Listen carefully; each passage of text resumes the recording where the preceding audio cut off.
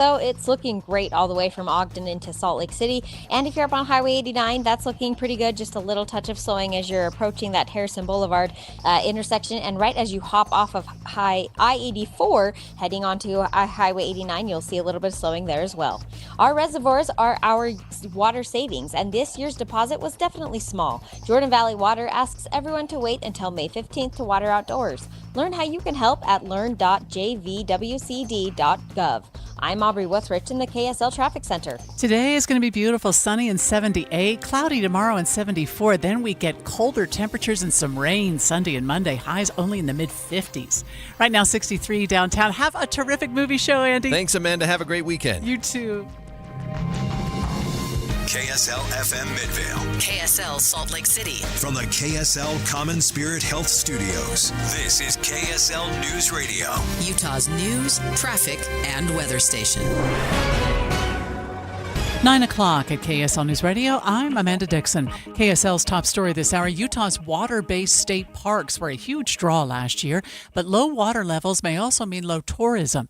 KSL News Radio's Cameron Elliott has the story. Many of the state's reservoirs have fallen below 60% capacity, with some like Yuba State Park as low as 22%.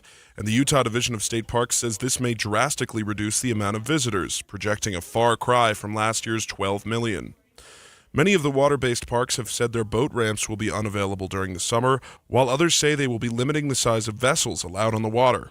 The Division of State Parks is encouraging prospective visitors to check their website to know what to expect before they pull up to a rampless reservoir with a boat in tow. Cameron Elliott, KSL News Radio. Utah leaders are motivating residents to go outside and explore what the state has to offer and join the Walk 250 Challenge. It's part of the country's 250th anniversary celebration and encourages Utahns to walk 250 miles before the end of the year.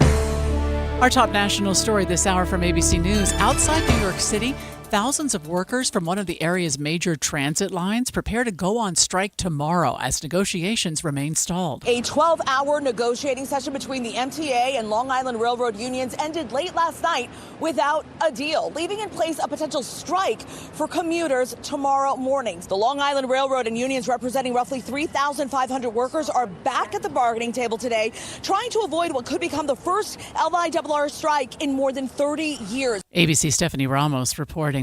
Your money at this moment. The Dow right now is down 415 points. We're at 49,633. Coming up, just about a perfect day in store for us. KSL weather is next. KSL News Time 9:02.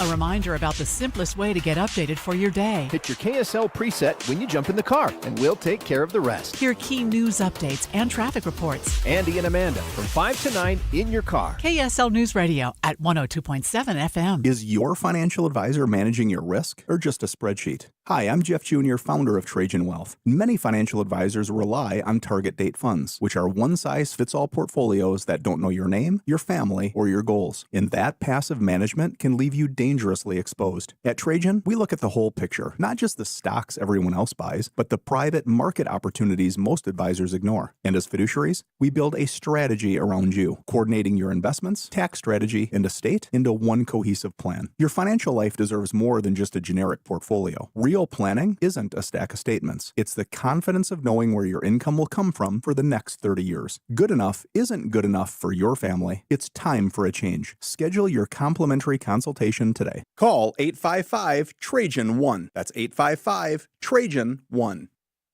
Advisory services through Trajan Wealth, LLC, an SEC registered investment advisor. Private equity investments require accreditation. Other services through Trajan Estate and Trajan Tax. Additional disclosures at TrajanWealth.com. Doug Wright, and I'm here with Monty from Connecticut Quality Water Systems of Salt Lake, an authorized Connecticut independent dealer. Now, Monty, don't all of the other water softeners require us to basically trust our home's water to electronics? If a power surge happens, a fried circuit board, or the power just goes out suddenly, aren't you back to scrubbing hard water scale and dry skin? Yes, we believe the best technology is simple. That's why Connecticut's premium systems are non-electric. While other softeners rely on finicky computers and electronics, Connecticut runs on the kinetic energy of moving water. Nothing to plug in, no buttons to push, and zero electricity. I've had a Connecticut soft water system in my home for many years, and I've never had to do anything to it except occasionally add a little salt. And I love that it never requires me to set or program anything. Dee loves that she always has the soft water. So do what I did and go to softwaterutah.com to learn how your family can enjoy the benefits of soft water without the hassles of traditional water softeners. That's softwaterutah.com. Serenity now! Serenity now! Are you okay? Okay. Gas is up. Groceries are up. Everything up, up, up. Not at Strong Volkswagen. Strong Volkswagen. Yeah, purchase any vehicle with a dime. One dime down. What is the deal with dimes? One dime down. Plus, oil changes at just $59.95 at Strong Volkswagen. Just $59.95? Or lease a new 2026 Jetta S. Just $235 a month. $235. Fun fact, new Jetta get up to 42 mpg. Even new all-wheel drive Atlas. Just $432 a month. $432. And you get a lifetime warranty. Lifetime. But my own mother won't loan me money. You're not getting the money! It's okay. If you got a job and a dime, you ride, mister. This is great. I'm back, baby, during Volkswagen Driver Days. At Strong Volkswagen. For over 70 years, Strong Volkswagen. Located downtown. StrongVW.com. StrongVW.com. For details, call 801-596-2200.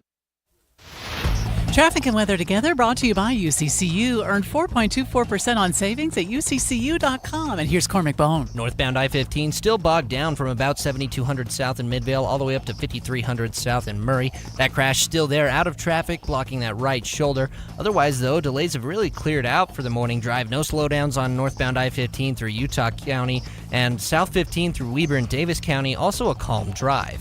Two Brothers Mattress. Prices don't get lower than the Memorial Day sale on all Tempur-Pedic mattresses. Visit one of their 5 locally owned stores or visit twobrothersmattress.com. Cormac Bone in the KSL Traffic Center. Sunny and 78 today. A few more clouds tomorrow and 74. Then a cold front moves in on the Sunday into Monday. Highs only in the 50s with rain. Right now it's 63 degrees. I'm Amanda Dixon from the KSL Common Spirit Health Studios. Listen online at kslnewsradio.com. We're Utah's news, traffic, and weather station. The all-new Inside Sources. Your inside access to the people and policies shaping Utah's future. Here are Greg Skordas and Holly Richardson on KSL News Radio. I thought this was a fun little juxtaposition for you. Utah teens have taken the top spot for budgeting, education, and financial literacy. And at the same time, more than half of Americans say they don't have the financial knowledge they need, so they turn to AI for help. So it's one of the things where he's like, wait, what? Yeah, I'm not sure I would turn to AI for help, but I haven't needed on to. Their financial questions, right? Yeah. So we are interested in hearing from our listeners. If you've turned to AI for financial advice, text us 57500.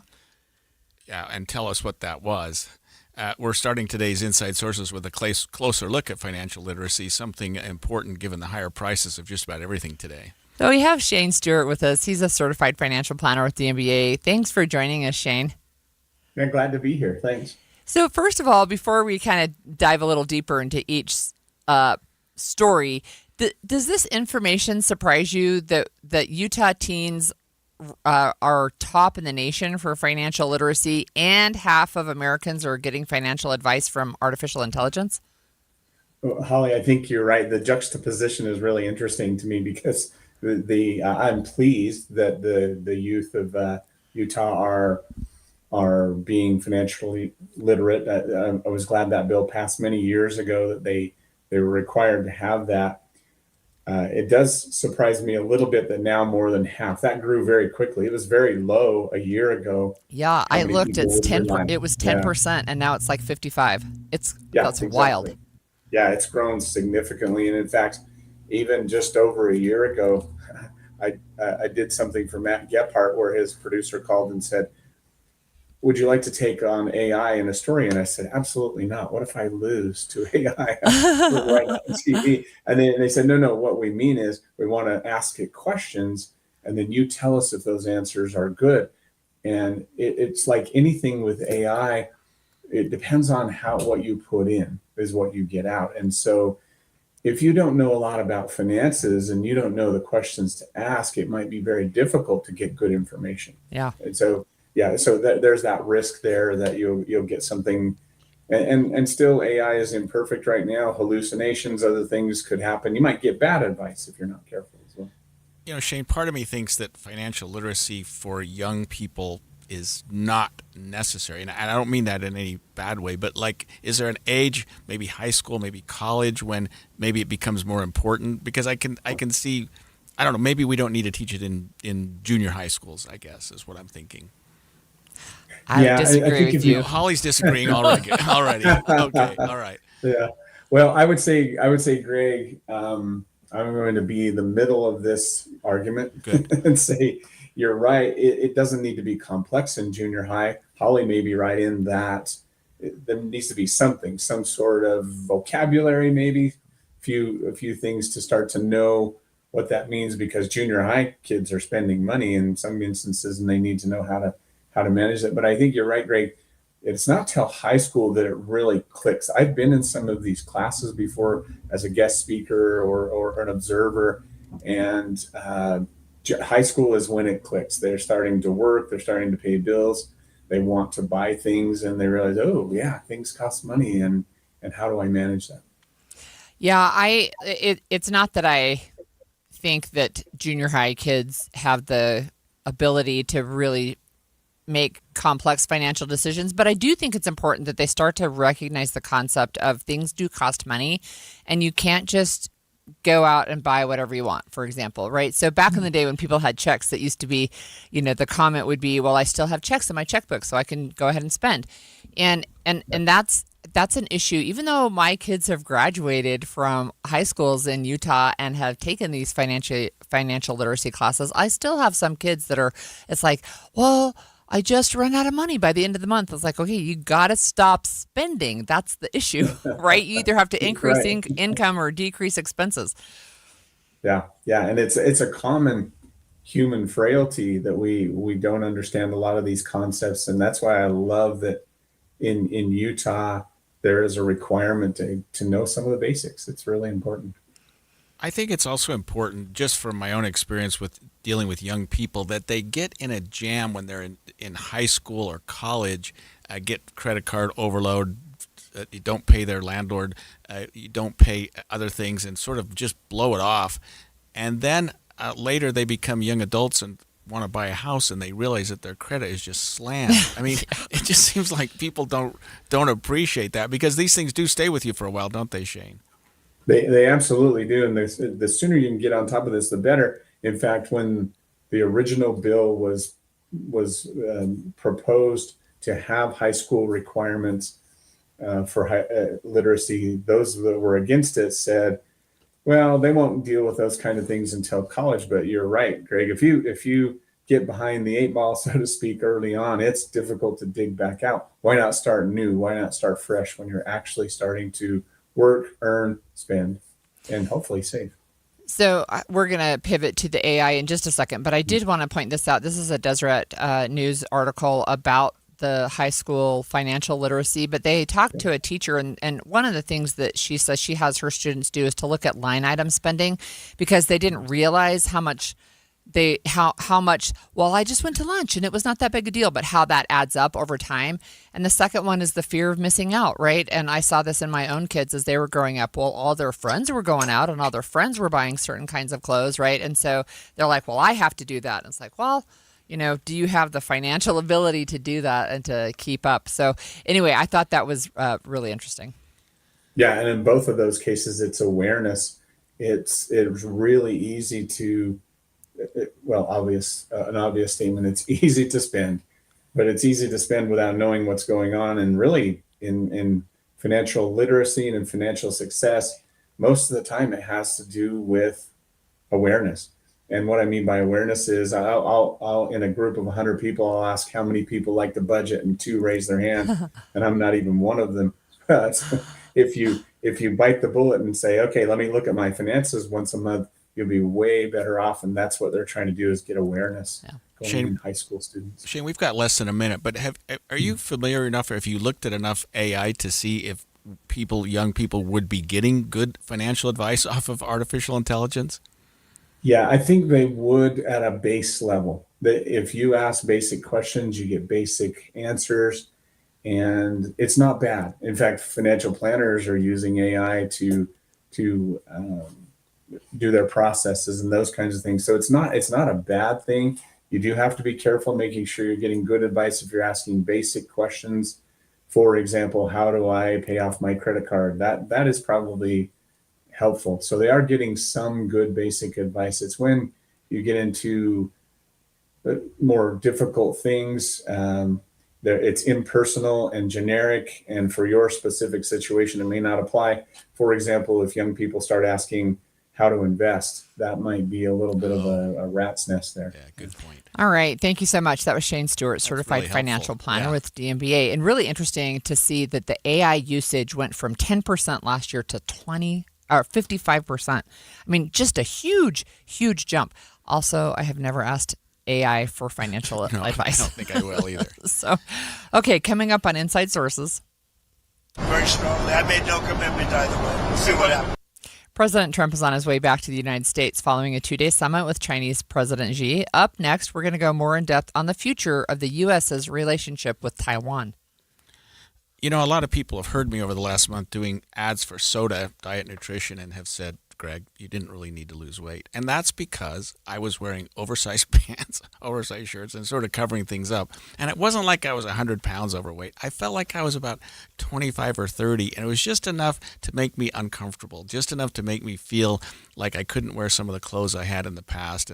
And maybe I'm vain, but I just decided I needed to do something about it because whatever I was doing wasn't work. So I called SOTA Diet Nutrition, SOTA, got on their plan. It's been about 5 weeks. I've lost over 20 pounds. I've got maybe 5 to 10 more to go. Maybe not that much. I mean, I feel like I'm looking a lot better, and I'm wearing clothes that I haven't been able to wear for a while. So it's worked for me, and I think it'll work for you. Soda Diet Nutrition. It's all based on nutrition. It's not pills. It's not what am I thinking? Injections, sorry. It's just diet, which is what I really wanted to do it on my own, and I have, and it's worked out really well. Soda Diet Nutrition, join us for a short time to have results that last a lifetime. Hi, this is Derek Overstreet, president of the New Millennium Group and co-host of Stop Working, Start Living with KSL News Radio. Can you imagine what your life would be like if you could retire 3 to 5 years earlier than you thought possible? The things you could do, the loved ones you could spend time with, the memories that you could create. That's what our team at the New Millennium Group does. We'll walk you through the entire process every step of the way. If you'd like to get a copy of the 5-step proprietary plan that will help you retire 3 to 5 years sooner than you thought possible, give us a shout right now. 888-999-6370. That's 888-999-6370 or utahsfinancialplanner.com. Listen, most of our listeners right now have a tax problem, not a money problem. There's not enough money in Social Security Medicare as it is. Let us show you how you can significantly reduce your taxes. That's 888-999-6370. 888-999-6370 or utahsfinancialplanner.com. Spring is here, and so is the Sutherland Spring Spectacular Sale. Are you ready to transform your garden into a vibrant oasis? Head to Sutherland's right now for unbeatable deals on all your favorite plants. Get ready to hang gorgeous 10-inch promo hanging baskets. Regularly $19.99, now slashed to just $9.99.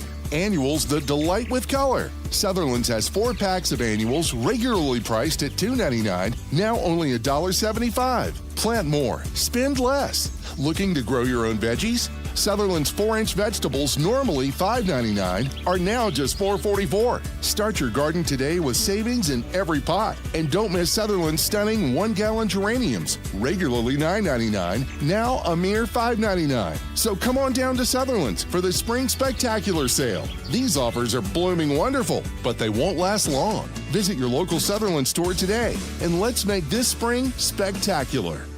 Progressive's Home Quote Explorer helps you easily find and buy the right coverage for you. It's everything you've always wanted.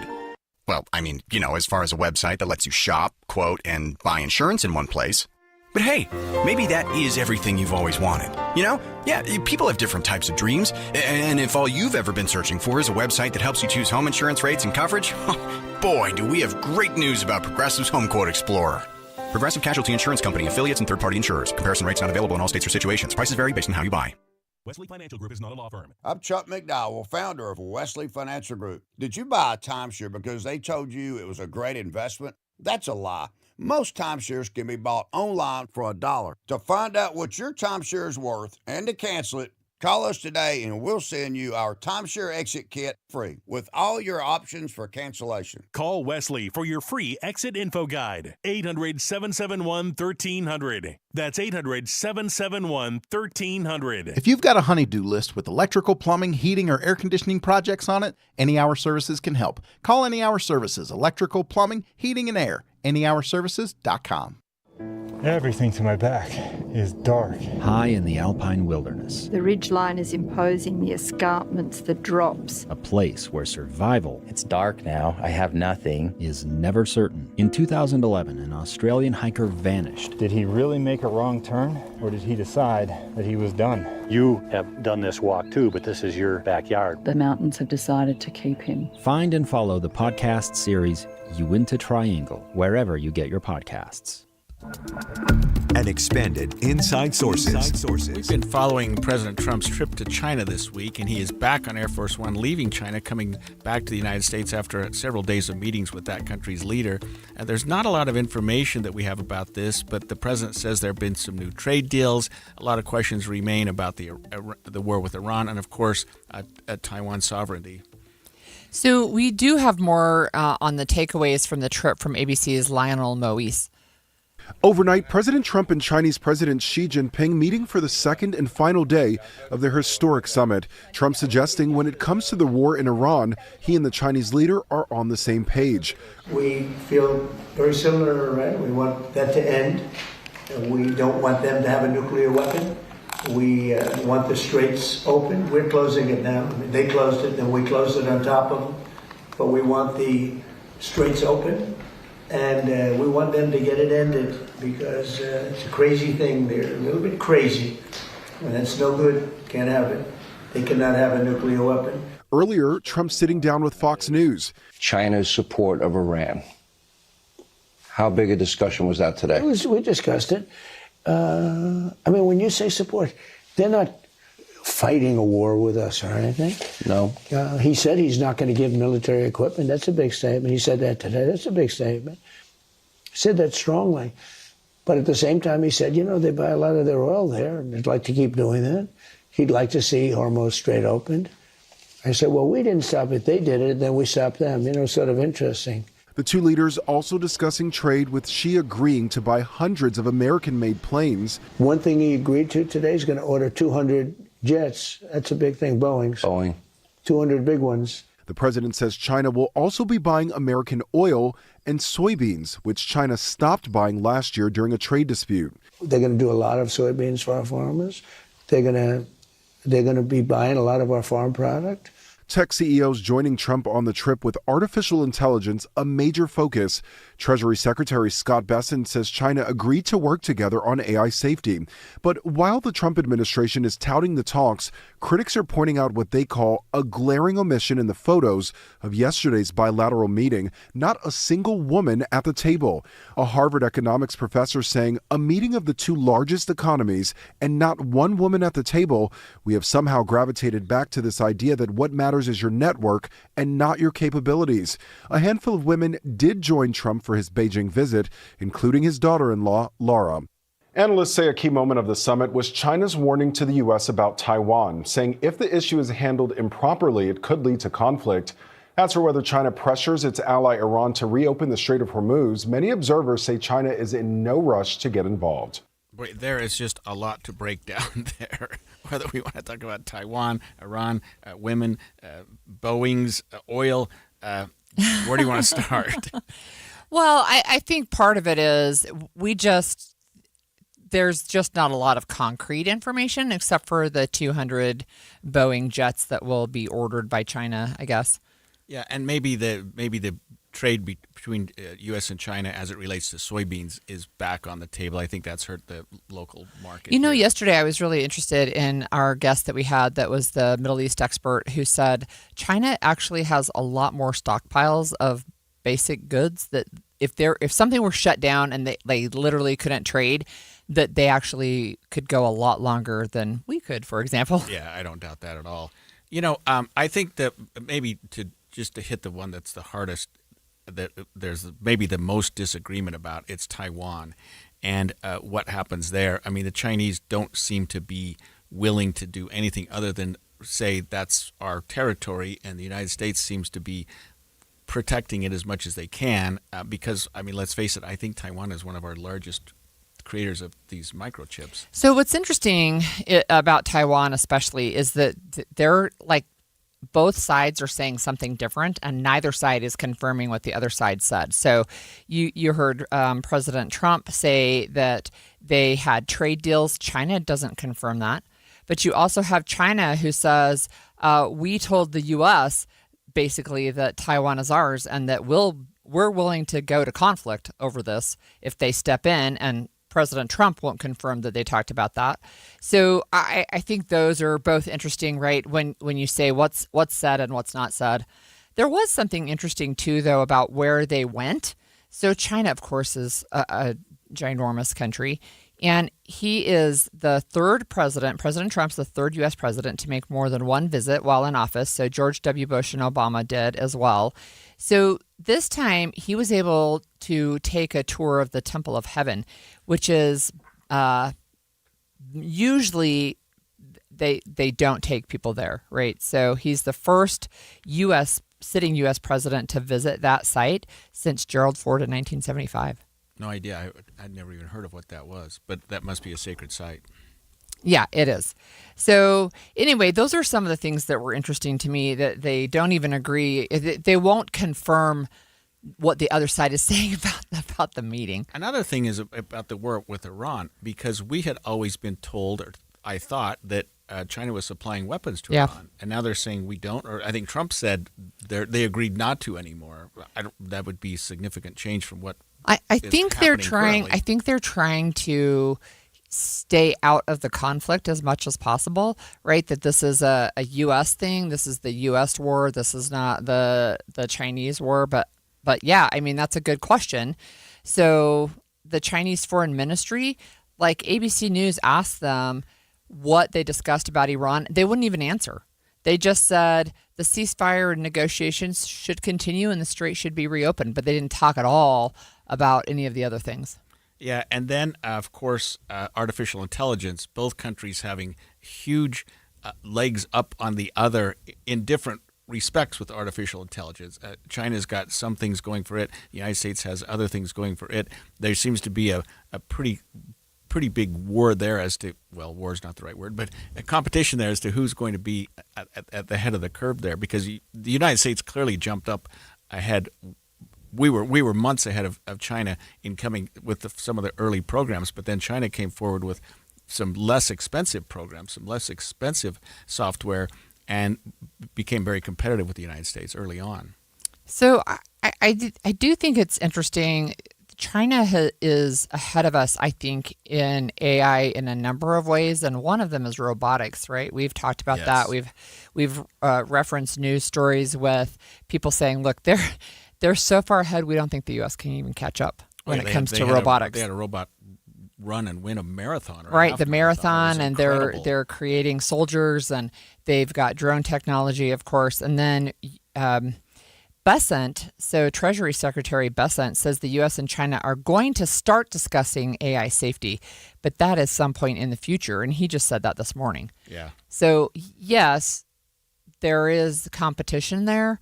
I think there's pretty clear efforts on both sides to say we want to be dominant in this space. And overall, it doesn't seem like we really got any real hard evidence of agreements other than, like you say, the Boeings, because it seems like the Strait of Hormuz was a huge thing, and how we're going to get that. China gets a lot of their products through there, especially their oil and gas coming through that area. Something like a third of their total product of oil and gas comes through there. You'd think they'd be very interested in getting that open, and that would have been maybe the number one, besides maybe Taiwan, thing to talk about. But both of those seem to have come to not much of a conclusion. We didn't get much out of it. Yeah, I think that would be accurate. I do. I think that would be accurate to say that there just wasn't a whole lot of clarity on what actually came from this. But international relations are important, and that's an important part of our standing in the world. So, I think it's great. I got to ask you one more thing. Yeah. what do you make of the fact that there are no pictures of women in any of these meetings? It's annoying, but not surprising. Yeah, I mean, from both countries, you would think, especially mediation and getting together. And Look, I already know there's plenty of research to show when women are involved in peace talks, they last longer. This wasn't really a peace talk, but when you're talking about, negotiations or even discussions, I certainly think that women should be at the table, but it does not surprise me that they were not. Yeah, that's. I was surprised, frankly, that really, not even. It didn't seem like anybody even tried to have them at the table. Anyway, when we come back, we're going to go to the Supreme Court of the United States because they're saying that a commonly used method of abortion can continue to be distributed while a lawsuit continues. We'll talk about what the High Court's decision is on what we call mifepristone after some other interesting cases from the Supreme Court when we come back. 9:30 at KSL News Radio. I'm Amanda Dixon. Our top story this hour, a coordinated push has already started to get volunteers signed up for the Utah 2034 Winter Games. KSL News Radio's Tammy Kikuchi reports. Visit Salt Lake and Sports Salt Lake are joining forces with the Utah Olympic Legacy Foundation to establish a volunteer hub. Clay Partain with Visit Salt Lake says the idea came after the NBA All-Star basketball game in 2023. Sort of a foundation of trained, screened, and approved and volunteers that could then be used for other things. Partain says those volunteers will be first in line to sign up on the new hub. He says hundreds of volunteers are needed for sports tournaments, conventions, and festivals throughout the year in Salt Lake County. He hopes people will be eager to volunteer now for the upcoming Winter Games in 2034. Signing up now will provide time for people to be trained, screened, and approved. Tammy Kikuchi, KSL News Radio. Today kicks off a 3-day international esports tournament here in Salt Lake, and it's expected to draw thousands of fans to the Salt Palace. Event director Nelson Garcia says the game, Rainbow Six Siege, is very popular worldwide. So in January, we celebrated 100 million players. So there is a lot of people playing all around the world. Garcia expects there will be millions of people streaming the tournament online. In person, Sunday's events are already sold out, but you might still be able to come watch the action today and tomorrow. Rainbow Six Siege is a tactical team game. There will be teams from around the world playing live this weekend. Our top national story this hour, parents are pushing back, demanding in some instances that schools go low-tech. Parents across the country worried about too much screen time in schools are lobbying educators to go back to pencils and paper. Hundreds have signed a petition in Pennsylvania's Lower Merion Township School District near Philadelphia to allow parents to opt out of digital devices for their kids. School board members say it's not feasible to opt out of technology they say is essential to the curriculum. That's ABC's Chuck Sievertson. Your money at this moment right now, the Dow is down 416. That's 0.8%. We're at 49,651. Coming up, we've got rain on the way, but not today. KSL weather is next. KSL News Time, 9:32. The sources where we get our news matters. When you listen to Utah's Morning News, we want you to feel the stories are important to you and trustworthy. This is Amanda Dixon. And I'm Andy Farnsworth. Join us weekday mornings on KSL News Radio. There's no doubt about it. This is the time of year when we all start focusing on that perfectly grilled steak. Now, some of us are pretty good. Some of us are just okay at doing that ourselves in the backyard. If you're really looking for that perfection in steaks, it's Ruth's Chris Steakhouse. And now with Memorial Day just around the corner, a lot of graduation parties are going on, special events, birthdays, you name it. It's time for you to make that reservation at Ruth's Chris Steakhouse. Now, obviously, we talk about steaks and how wonderful they are there, but they have so much more. The seafood, the poultry dishes, the side dishes, the desserts, and it's served to perfection. We have two locations. There's Ruth's Chris Steakhouse in Hotel Park City, and also Ruth's Chris Steakhouse in the heart of downtown Salt Lake City at 275 Southwest Temple. It's the perfect steak, and it's waiting for you now at Ruth's Chris Steakhouse. Hyundai gives you America's best warranty on every new vehicle. It includes a 10-year, 100,000-mile powertrain limited warranty, plus 24/7 roadside assistance. That's peace of mind from Hyundai. And these days, that's priceless. Now, get the Hyundai Tucson for 0% APR for 60 months, plus 0 payments for 90 days. Visit your local Hyundai dealer. Offers end June 1st. Call 562-314-4603 for details. This is the story of the one. As a maintenance tech at a university, he knows ordering from multiple suppliers takes time away from keeping their arena up and running. That's why he counts on Grainger to get everything he needs, from lighting and HVAC parts to plumbing supplies, all in one place. And with fast, dependable delivery, he's stocked and ready for the next tip-off. Call 1-800-GRAINGER, click Grainger.com, or just stop by. Grainger, for the ones who get it done. Hey, John, why so glum? I just got let go. The company's downsizing. This is the third time in the last 2 years. I'm done with this. Have you thought about My Computer Career? I've heard they can train you for a career in IT in just a few months, including cybersecurity and the basics of AI. And you don't need prior training or experience. Now that's a recession-resistant career. Wow, thanks. I'll check them out. Go to mycomputercareer.edu and take the free career evaluation. mycomputercareer.edu, an Elite CompTIA certification partner. Financial aid is available to those who qualify, including VA benefits. Don't miss the excitement of the crowd, the perfect ping of 300-yard drives, the sound of sinking a 15-foot putt, shifting the leaderboard. Challenge is an understatement. Beautiful, bold, athletic. LPGA's next-gen stars vying for glory on a course that's as stunning as it is challenging. The Copper Rock Championships Epson Tour, May 14th through 16th. Come for the game. Stay for the journey. Copper Rock, born to be played. Traffic and weather together, brought to you by UCCU. You deserve to love where you bank. And here's Cormac Bone. No major accidents or delays all across the Wasatch Front, so it's just normal slowdowns you can expect. Scattered delays both directions on the 201 freeway in Magna from 8400 west to 7200 west. Northbound SR 36 still pretty heavy right now as you get out of Lake Point and approach I-80. Those delays start at Canyon Road. And 2100 north in Lehigh, normal scattered delays eastbound from Redwood Road over to I-15. Traffic's rough, but your parking lot doesn't have to be. Keep it smoother than your summer playlist with GoPave Utah. GoPaveUtah.com. That's GoPaveUtah.com. Cormac Bone in the KSL Traffic Center. Today, sunshine, 78. A few more clouds tomorrow and 74. But then, Sunday, a cold front comes in, bringing rain, and temperatures will drop down to the low to mid-50s Sunday and Monday. Right now, it's 63 degrees. I'm Amanda Dixon from the KSL Common Spirit Health Studios. Listen online at KSLNewsRadio.com. We're Utah's news, traffic, and weather station.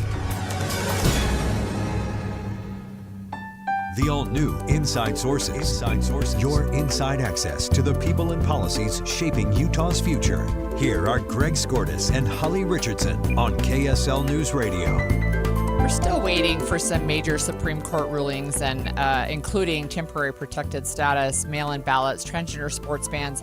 But while we wait for those big rulings, the High Court is still working and gave out some other interesting rulings this week. Yeah, some rulings that maybe have sort of limited play, but I want to talk about one to start with, and that's the drug mifepristone. It is a drug that's used currently in the United States for about 2/3 of abortions. It's a drug. It's also commonly used in miscarriages. And what happened was this: the makers of mifepristone were able to convince the Food and Drug Administration that drug could be administered by something called telehealth and sent to patients by mail. In other words, you didn't have to go physically see a doctor. Some states, especially as you might expect, Republican-led states, have asked that be banned. They want to limit that, and they've said that this is inconsistent with what happened 4 or 5 years ago when we overturned Roe versus Wade. Mm-hmm. So the Fifth Circuit Court of Appeals agreed and said, no, we have to limit the use of this drug. The Supreme Court, I'm making a long story short here, or a short story long. The Supreme Court said, no, we're going to still keep it available. They didn't make a final ruling. They just said to the Fifth Circuit, no, you can't ban it for now. We're going to send it back to you for trial, but the drug is still going to be available the way it had been in the past. So it's interesting to me, and I'll have questions, but let's listen to ABC's Elizabeth Schulze from Washington. Louisiana, which has a strict ban, is now trying to further restrict access to the abortion pill by mail nationwide, saying that it is not safe to take outside of the supervision of a doctor. About 1 in 4 people who get an abortion today obtain the pill via telemedicine. So for now, Supreme Court is preserving the status quo, but this is a legal battle that is not fully over yet. It was a 7-2 decision. So my question to you is, while a lawsuit is ongoing, so where is that happening? Where is that lawsuit happening? Okay, the lawsuit is happening in the district court, in a trial court. Okay, and that while that's going, they had appealed and said we want to limit this drug. So there's this legislation that says it should be, or at least that in their state, they've basically banned abortion, like in Utah. Right, yeah, right. And so they said, hey, it doesn't work here. So there was a lawsuit filed saying, no, you can't overturn what the Food and Drug Administration is doing. And they've said, you've got to make it available this way. And they've said, no, we don't need to.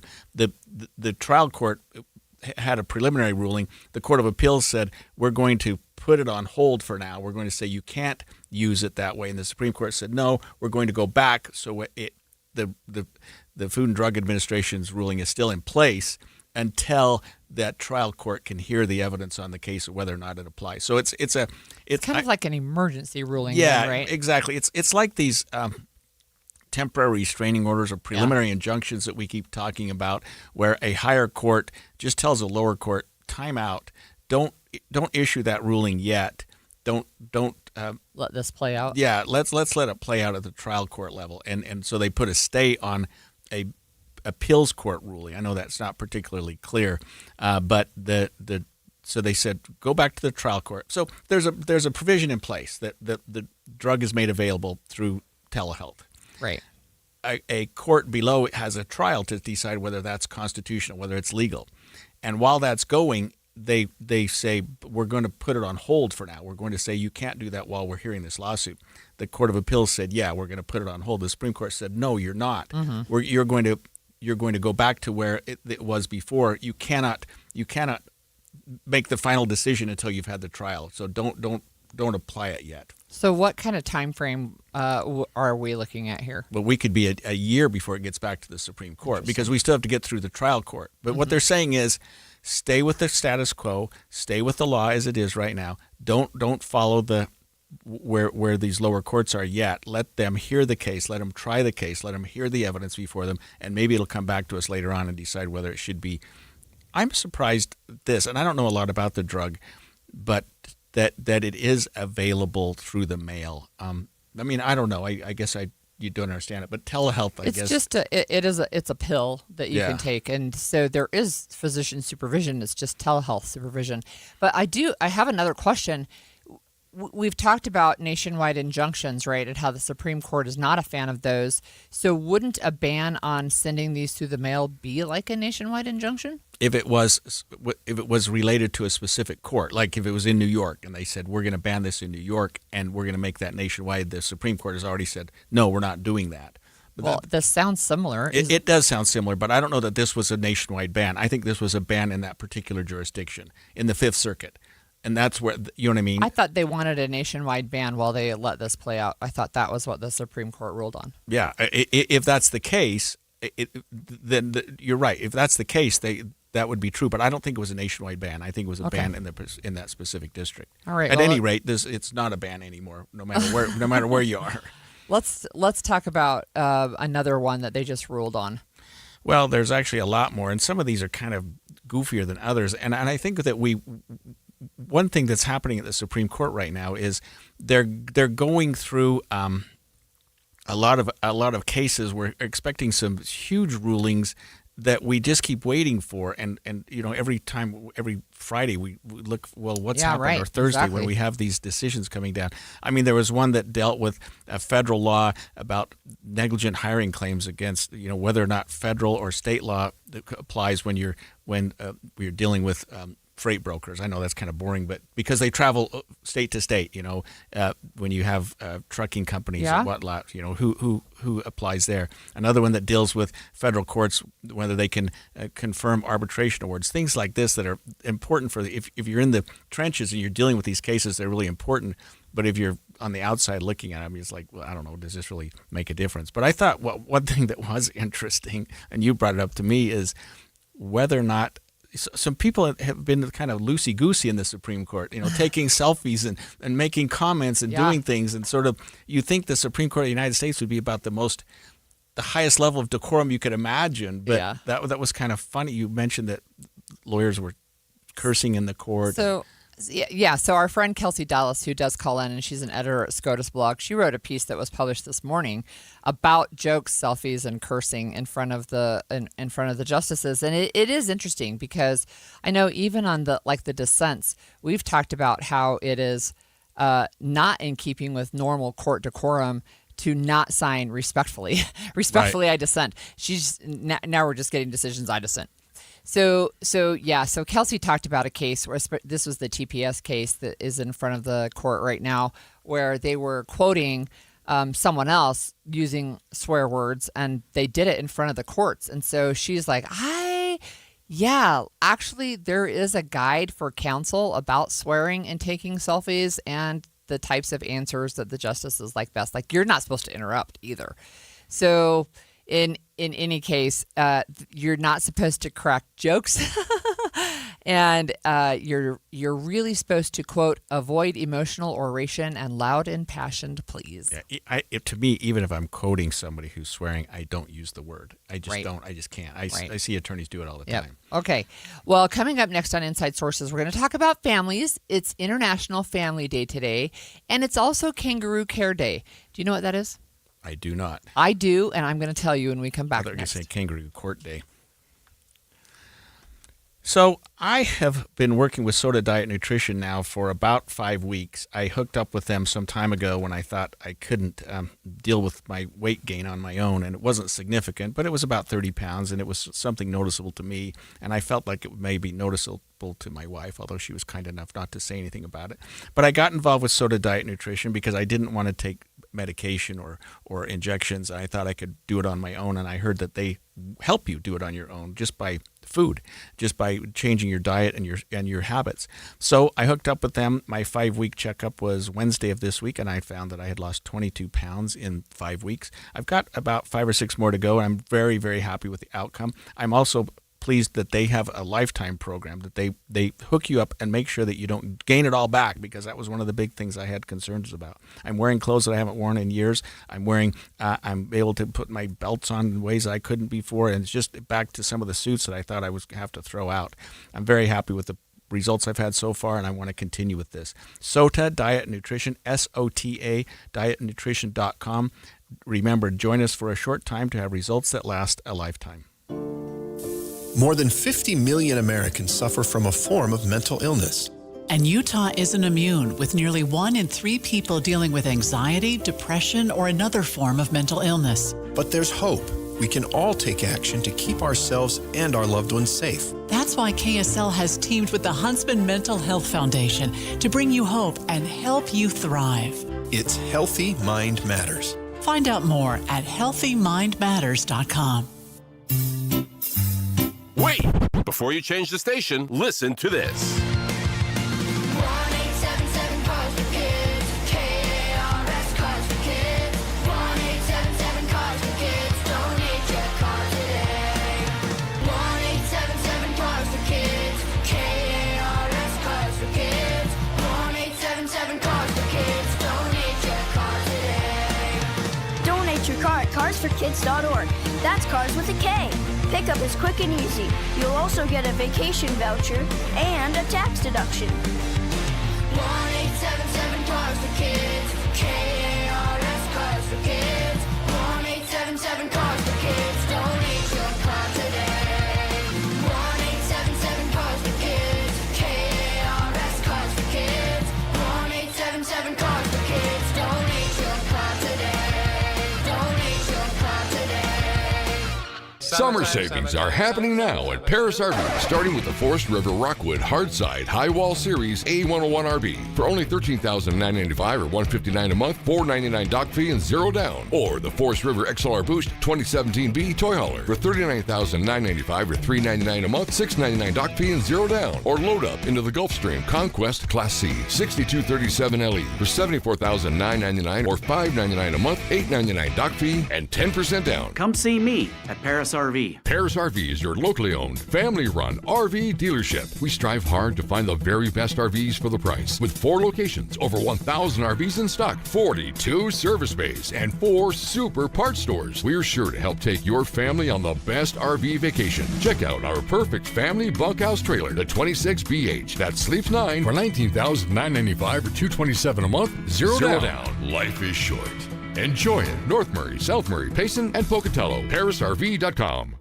Everything to my back is dark. High in the alpine wilderness. Really ugly clouds coming over from the north.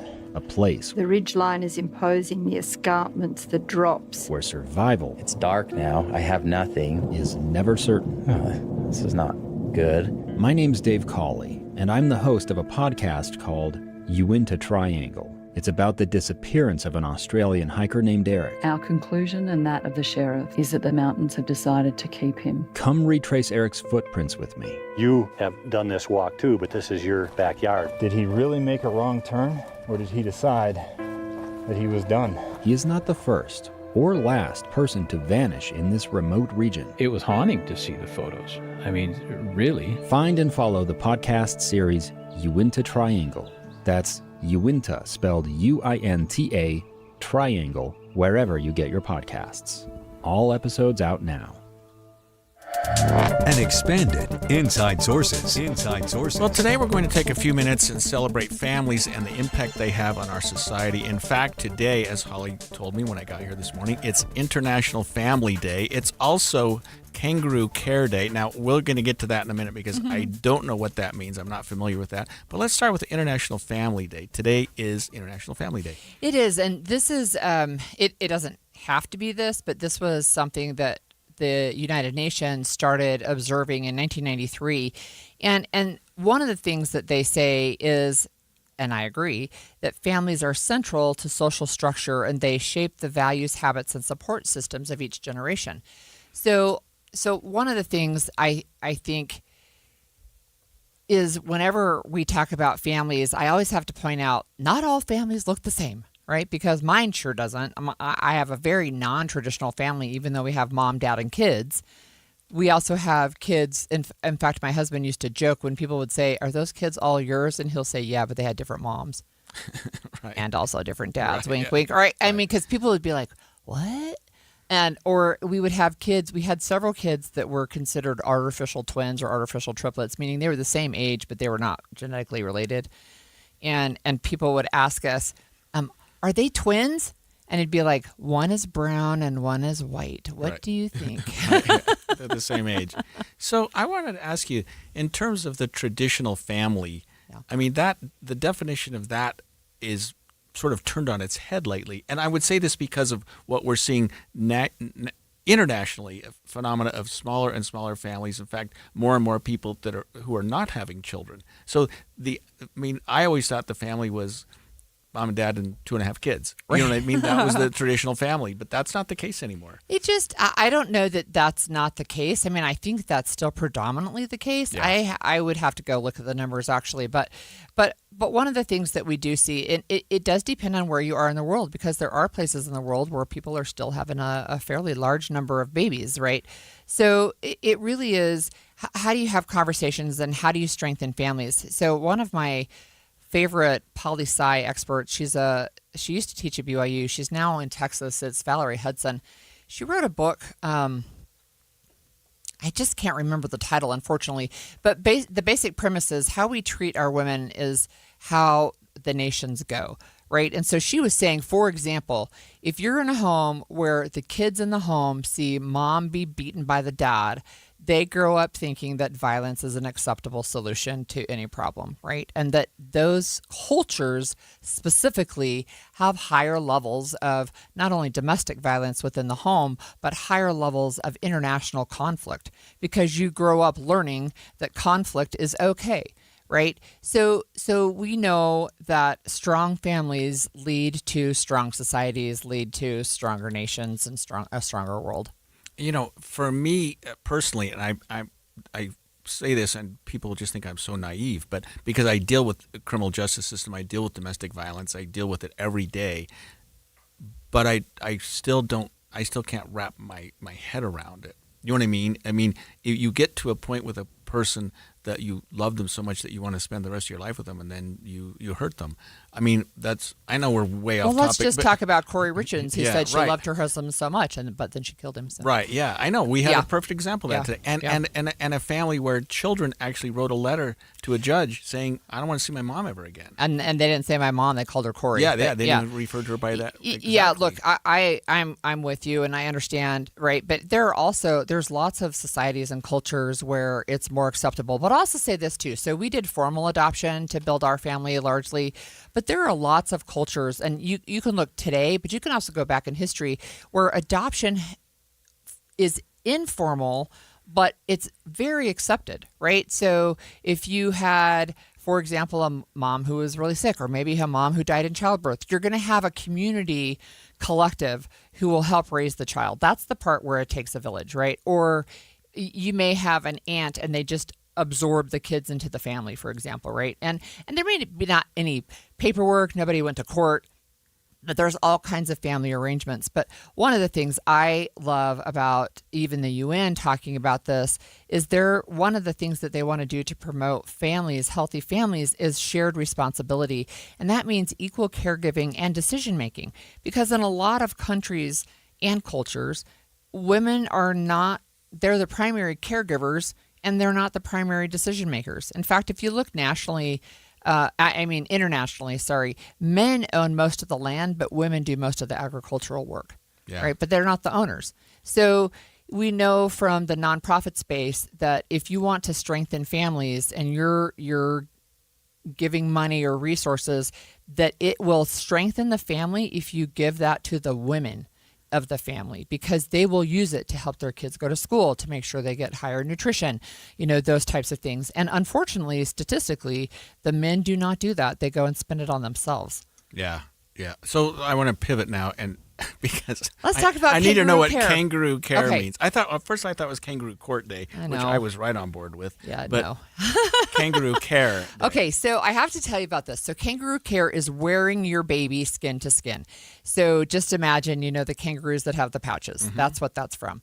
But it began actually in the 1970s in Colombia, and they had a really high death rate for babies who were born prematurely. They could breathe, so they didn't need like assisted breathing, but so you're talking about maybe 8 weeks early. But they were dying at this really high rate, and there was a couple of physicians who were just like, look, we're just like out of ideas. Let's just put this baby on the mom and wrap the baby next to the mom and just keep him there. And what they found is they were able to decrease the infant mortality rate by like 70%. It was amazing.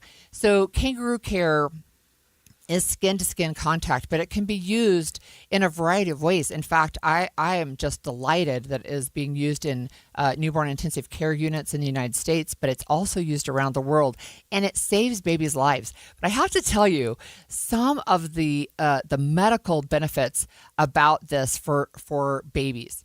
So it's not just that you get to snuggle and you have these, warm, fuzzy emotional feelings. It helps the baby stabilize their heart rate. It slows down. It helps them go into deep sleep, so the REM sleep. But that's where they get their that's where they get their period of maximum growth, right? If they're constantly on alert because they're being jiggled or poked or whatever it is, right? They don't grow as well. But when they're next to mom, they do. It stabilizes their temperature. And one of the things, this is something that I was just fascinated about and wrote about probably 30 years ago. Maybe 25, but mom will act almost like an oven in the sense that she will adjust, her body temperature adjusts to the baby's. And once the baby gets warm enough, she starts warming up. And then when the baby cools down, she'll warm up again. Dads don't do that. Dads just increase in temperature, but moms will regulate. And it's so fascinating. That's really so fascinating. So you're talking about literally skin to skin, because I see these new pouches that women wear that are as cute as they could be. They are cute. They are cute, but this is literally skin to skin. And I used it on a number of my kids. I used it for attachment purposes too. But one of my daughters that I adopted was in the newborn intensive care unit because she was in congestive heart failure due to her biological mother's methamphetamine use, unfortunately. So as soon as I could hold her, and she was a tiny little thing, But as soon as I could hold her, I held her skin to skin and just kept her there, and that helped her. And she's 26 now, right? I mean, the doctors, when she was born, they're like, she's not going to survive. Her heart condition's so bad. And she did, right? And I'm not saying it's just because of Kangaroo Care, but it sure did not hurt. But you're sold on it. Oh, my gosh. Sounds like a Absolutely great deal. sold on it. And it's Kangaroo Care Day. You know, I'm embarrassed. It is Kangaroo Care Day. I've never even heard that concept. It's okay. But there seems to be some finding in the medical community that it really makes a difference, Oh, yeah. and it's a good thing to do. Yeah, in fact, maybe it's for everyone. It would be a good thing to do. The docs who found it in Columbia, of course, then they started writing papers about it, and then you have now a plethora of academic research where they've done it across the United States. They've done it at the Cleveland Clinic. They've done it at Mayo. I mean, there's lots of really good, solid research. But even beyond that, it really helps moms and babies, and it keeps them alive. I wonder why we haven't heard of it much, though. I mean, for me. Well, you're not maybe having I'm just, babies. Yeah, maybe I'm you're just past out of the that. loop now. I think you're just past that stage. So it is one of the things that I think is just really remarkable. Wow, that is remarkable. And International Family Day, Kangaroo Care Day. Enjoy them both today. When we come back, another school was canceled after classes received a threat of violence. We're going to have a conversation about these trends and what could be done not only to prevent disaster, to prevent unnecessary fear in our schools. Stay with us. KSL FM Midvale. KSL Salt Lake City. From the KSL Common Spirit Health Studios, this is KSL News Radio. Utah's news, traffic, and weather station. 10 o'clock at KSL News Radio. I'm Amanda Dixon. Our top story this hour, we're finally seeing measles cases start to drop off, but officials warn not to get too comfortable.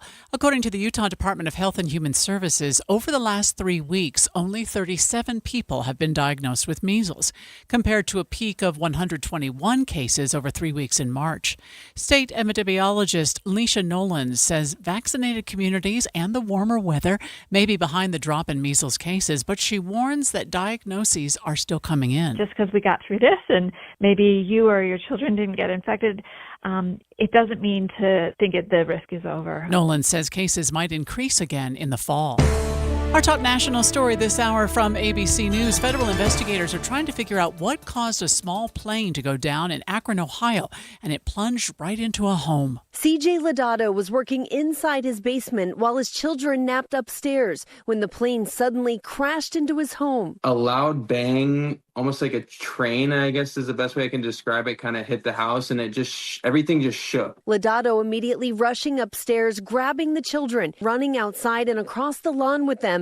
Once they were safe, he went back into the inferno to get his dog. Lodato and his family escaping with no injuries, though his home was left gutted in the aftermath. ABC's Rhiannon Alley says the crash killed the two people inside the plane. A teenager is dead after a crash in Saratoga Springs. It was last night at the intersection of Pony Express Parkway and Mountain View Corridor. 2 others were hospitalized and are in critical condition, including a 10-year-old. Your money at this moment, the Dow right now is down 530 points. We're at 49,533. Coming up, a beautiful spring day today. KSL weather is next. KSL News Time, 10:02. Mornings are for recharging. And they're for starting your day right. We volunteer to join you in the car. Get news and weather at 102.7 FM during the most important part of your day. Andy and Amanda, each morning between 5 and 9 on KSL News Radio. Trying to make sense of the markets? Looking to diversify out of all the craziness? Thinking about tangible assets like precious metals? Listen to The Gold Show with Alan Johnson right here on KSL at 3 p.m. Sunday afternoons. Stay up to date on retirement trends, how the IRA rollover process works, and why investors are turning to physical gold. Alan is a national talk show host with decades of experience in the markets. Tune in for Alan's Insights and The Gold Show this Sunday afternoon at 3. From the people who brought you It's the Dog Park comes. Your dog is limping, but she seems fine. Plus, you've heard they can fake it just to get what they want. So what's the deal now? You're being gaslit. Protect your dog from injury and illness with Progressive Pet Insurance. Oh, now she switched legs. What a diva. Progressive Casualty Insurance Company and affiliates. Not available in all states or situations. Coverage subject to policy terms. Tired of hearing scary radio ads about the IRS? Tax Relief Advocates is different. TRA is here to tell you that if you owe money to the IRS, whether it's $5,000 or $500,000, we have a solution. TRA can eliminate or reduce what you owe to the IRS with zero risk to you. We have over 1,000 5-star reviews on Google and an A+ with a BBB. End your tax nightmare today by visiting TRA.com or call 800-583-6681. That's 800-583-6681. At Cadillac, we believe true luxury isn't just about craftsmanship. It's about innovation. That's why we created a luxury line of electric SUVs, including the best-selling Lyriq, the all-new Optiq, and the Escalade IQ, the first fully electric full-sized SUV. You can travel over 400 miles on a single charge. So come get your dream car and see exactly why driving a Cadillac is like no other driving experience. Visit Jerry Seiner Cadillac and experience the Seiner difference today. I'm a pretty great multitasker. I can wash dishes and do laundry. I can roller skate while walking my dog. I can even order lunch while doing my homework. But I can't use my phone while driving. A distracted driver is one of the leading causes of death in the United States. So when it comes to driving, please, don't be a multitasker. Don't drive distracted. A message brought to you by the National Highway Traffic Safety Administration, Project Yellow Light, and the Ad Council. Traffic and weather together brought to you by UCCU. Build smart, save big with construction loans at UCCU. And back to you, Cormac. No major accidents or delays on all our freeways across the Wasatch Front. You can expect a pretty normal Friday commute. It's just regular delays scattered both directions on the 201 freeway in Magna and in Lehigh. Of course, 2100 North still seeing heavier delays eastbound in that construction zone at 3600 West and 2300 West. Live at the Eccles presents Riverdance. 5 performances Friday through Sunday beginning May 22nd at the Eccles Theater. Tickets at liveeccles.com. Cormac Bone in the KSL Traffic Center. Mostly sunny and 78 degrees today, 74 Saturday, but then a storm moves in Sunday, likely bringing rain and much cooler temperatures. Right now it's 64 degrees. I'm Amanda Dixon from the KSL Common Spirit Health Studios. Listen online at kslnewsradio.com. We're Utah's news, traffic, and weather station. The all-new Inside Sources. Your inside access to the people and policies shaping Utah's future. Here are Greg Skordas and Holly Richardson on KSL News Radio. Well, this week we learned that another Utah school had to cancel classes due to a tip that was submitted on the Safe UT app. This week it was Alta High School. They canceled classes yesterday, saying they were, quote, erring on the side of safety, which I think they have no choice but to do. There have been actually quite a few threats of violence against Utah schools this year, many of which have ended up appearing on that Safe UT app. Yeah, earlier I checked and found that in the last fiscal year, 898 tips for school safety had been submitted on the Safe UT app. So I wanted to talk to the expert, I think, on the Safe UT app, and that's State Representative Steve Elison. Thanks for joining us, Representative Elison.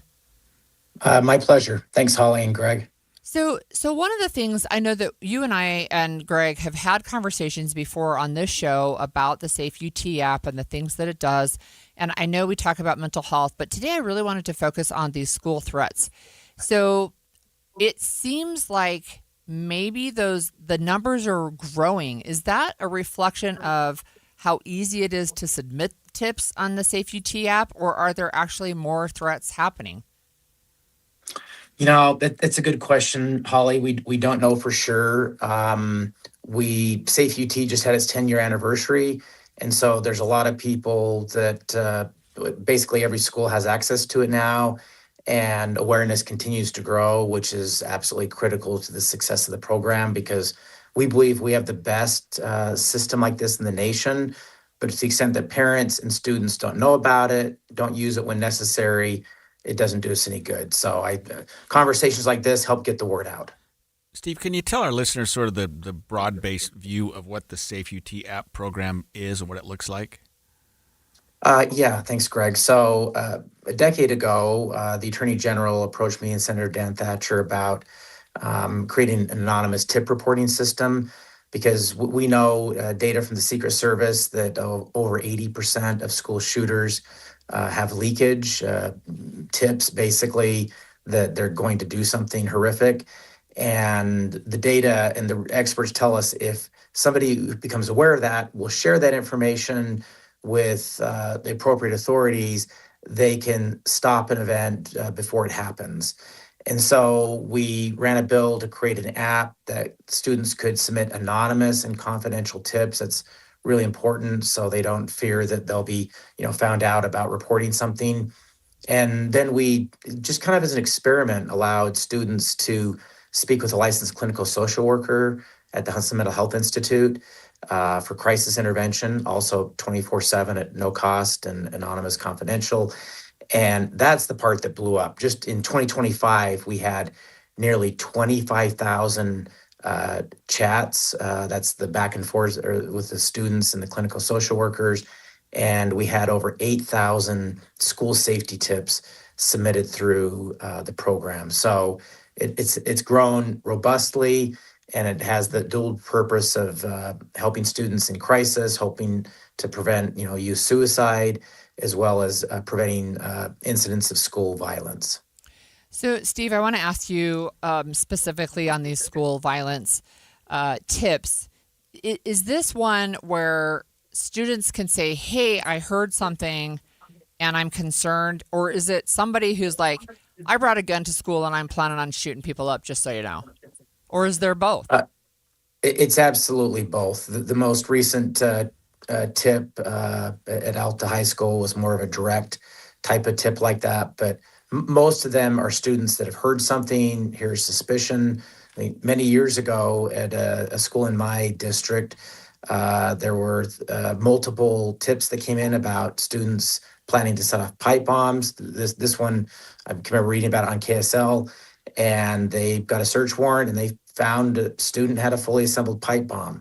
So it's just critical that if somebody hears something, even if it's not, they just overheard a conversation in the hall, they should report it, because we have lots of protocol in place where there'll be an investigation to determine the credibility of such threats. And of course, we always err on the side of safety. And you mentioned early, Steve, that these are, you used the word anonymous and confidential. So the reporter who goes on the app and thinks that there's something going on is anonymous, and their identity is kept confidential. That includes, I guess, false representations or false reports. Is that right? That's a really good question. Actually, when they get ready to submit a tip, it says if this is a fake or falsified type of tip, that we can breach your URL, and it's a crime to submit a fake tip. Early on, we had issues with that, and we have really good protocol in place, because what we found is sometimes students that are submitting fake tips, it's really a cry for help. They've got problems themselves. It's not normal for a student to go out and try to create that type of fear in a community. And so they've a lot of times been able to then look on the back end and find out who submitted that, and then get that student in to help, or deal with the punishment that will come from submitting a terroristic threat. So I wanted to follow up on that. And with yesterday, with Alta canceling classes, I know that there seem to be other options as well. Like you can go into lockdown, or, send police dogs in. I don't know what it is for sure, all the levels. What do you know about schools and their decision-making process, or I guess law enforcement and the decision-making process on whether this is credible or not? Yeah, so I've served on the school safety task force that's been operating for several years, and several years ago we made some significant changes to the kind of the back end of the Safe UT app.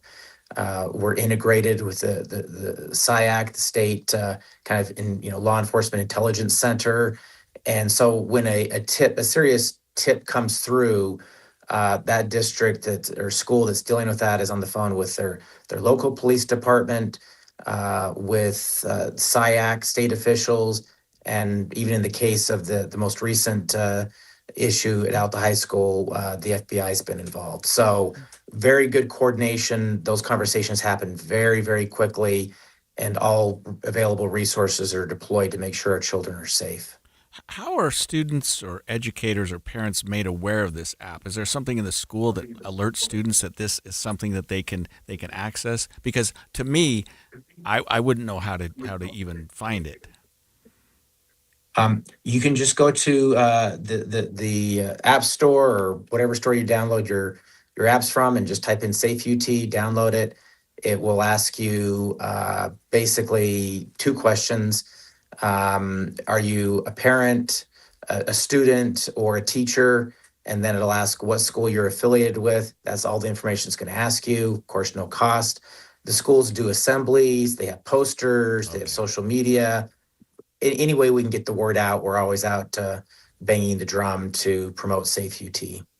All right, one final and very quick question. If a student doesn't want to take finals, could they call in a false report? They could, but again, that's not suggested, because that could lead to serious legal consequences, and strongly discouraged from doing that. They will regret it. So, yeah, not a good idea, Holly. All right. Thanks, Steve. Thanks for joining us. That sounds like a great Representative program. Steve Ellison. Really Yeah, it is a wonderful great program. It really, really is. So up next on Inside Sources, you may not be as personally familiar with this, but there's been some major developments in the medical world, including a terminology change that I think could have some really big impacts on women's health. We're going to talk about the change from PCOS to PMOS when we come back after this break. If you have unfiled taxes or are in debt to the IRS, this is important news. Did you know the IRS has programs specifically designed to help people struggling with tax debt? Powerful tax assistance programs that can save you thousands if you qualify. No one knows these programs better than the experts at Optima Tax Relief, America's most trusted tax resolution firm, A-rated by the Better Business Bureau. Their award-winning tax attorneys and licensed professionals have resolved over $3 billion of tax debt for their clients. One call to Optima can start the process, helping to put an end to your worries about wage garnishment, asset seizure, and other aggressive IRS actions. Find the best options to solve your tax problems. Call the experts at Optima Tax Relief today for a free consultation. Call 800-343-6460. 800-343-6460. 800-343-6460. Optima Tax Relief. Some restrictions apply. For complete details, please visit OptimaTaxRelief.com. It's the movie show coming to you live today from NPS in Salt Lake City. They've just opened the doors. People are streaming in, Tammy. And what are they going for? Because you guys have deals every day. What are some special deals today that people are going to want to come in and get? Well, over here at the main store, they have electronics for 80% off today. Yeah, I found that out, and now I have banned myself from going over there because I have 3 things that I was not intending to buy when I came in today, but when I saw what they were going to, I was going to get them for, I had to get them. Right? It's that. Why that's do you a do really this to me good deal. every time? Every time.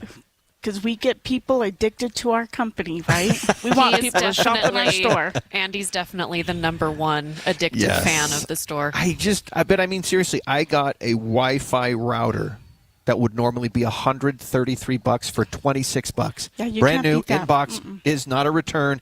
It is the original thing. Yeah, that's awesome. So yeah, I'm not leaving that on the shelf. Yeah, no, get it. What Go other get deals it. you got going today? Well, over in the industrial store, we have fire pits at 40% off. Ooh. And we built them for you. So they're already ready to go out the door. Just put them in the trunk and leave. Put them in the trunk and leave, and they're beautiful fire pits. 40% off. Now that's 40% an extra off. 40% off of what the normal 30 to 70% markdown that That you is already correct. put on it. So Yes. and that's what I'm talking about with the 80%. It's 80% off the lowest price you're seeing Right, on the right. original stuff. Wow. What about grocery? Anything good? Grocery, I do believe that they have some great nut flakes at a good price. I do believe. That's all right. We can talk about Yeah. that later. If you just got more Okay. cool stuff at the industrial, tell us more about the industrial. So you got 40% off of the fire pits. What else? We have swimming pools at 40% off.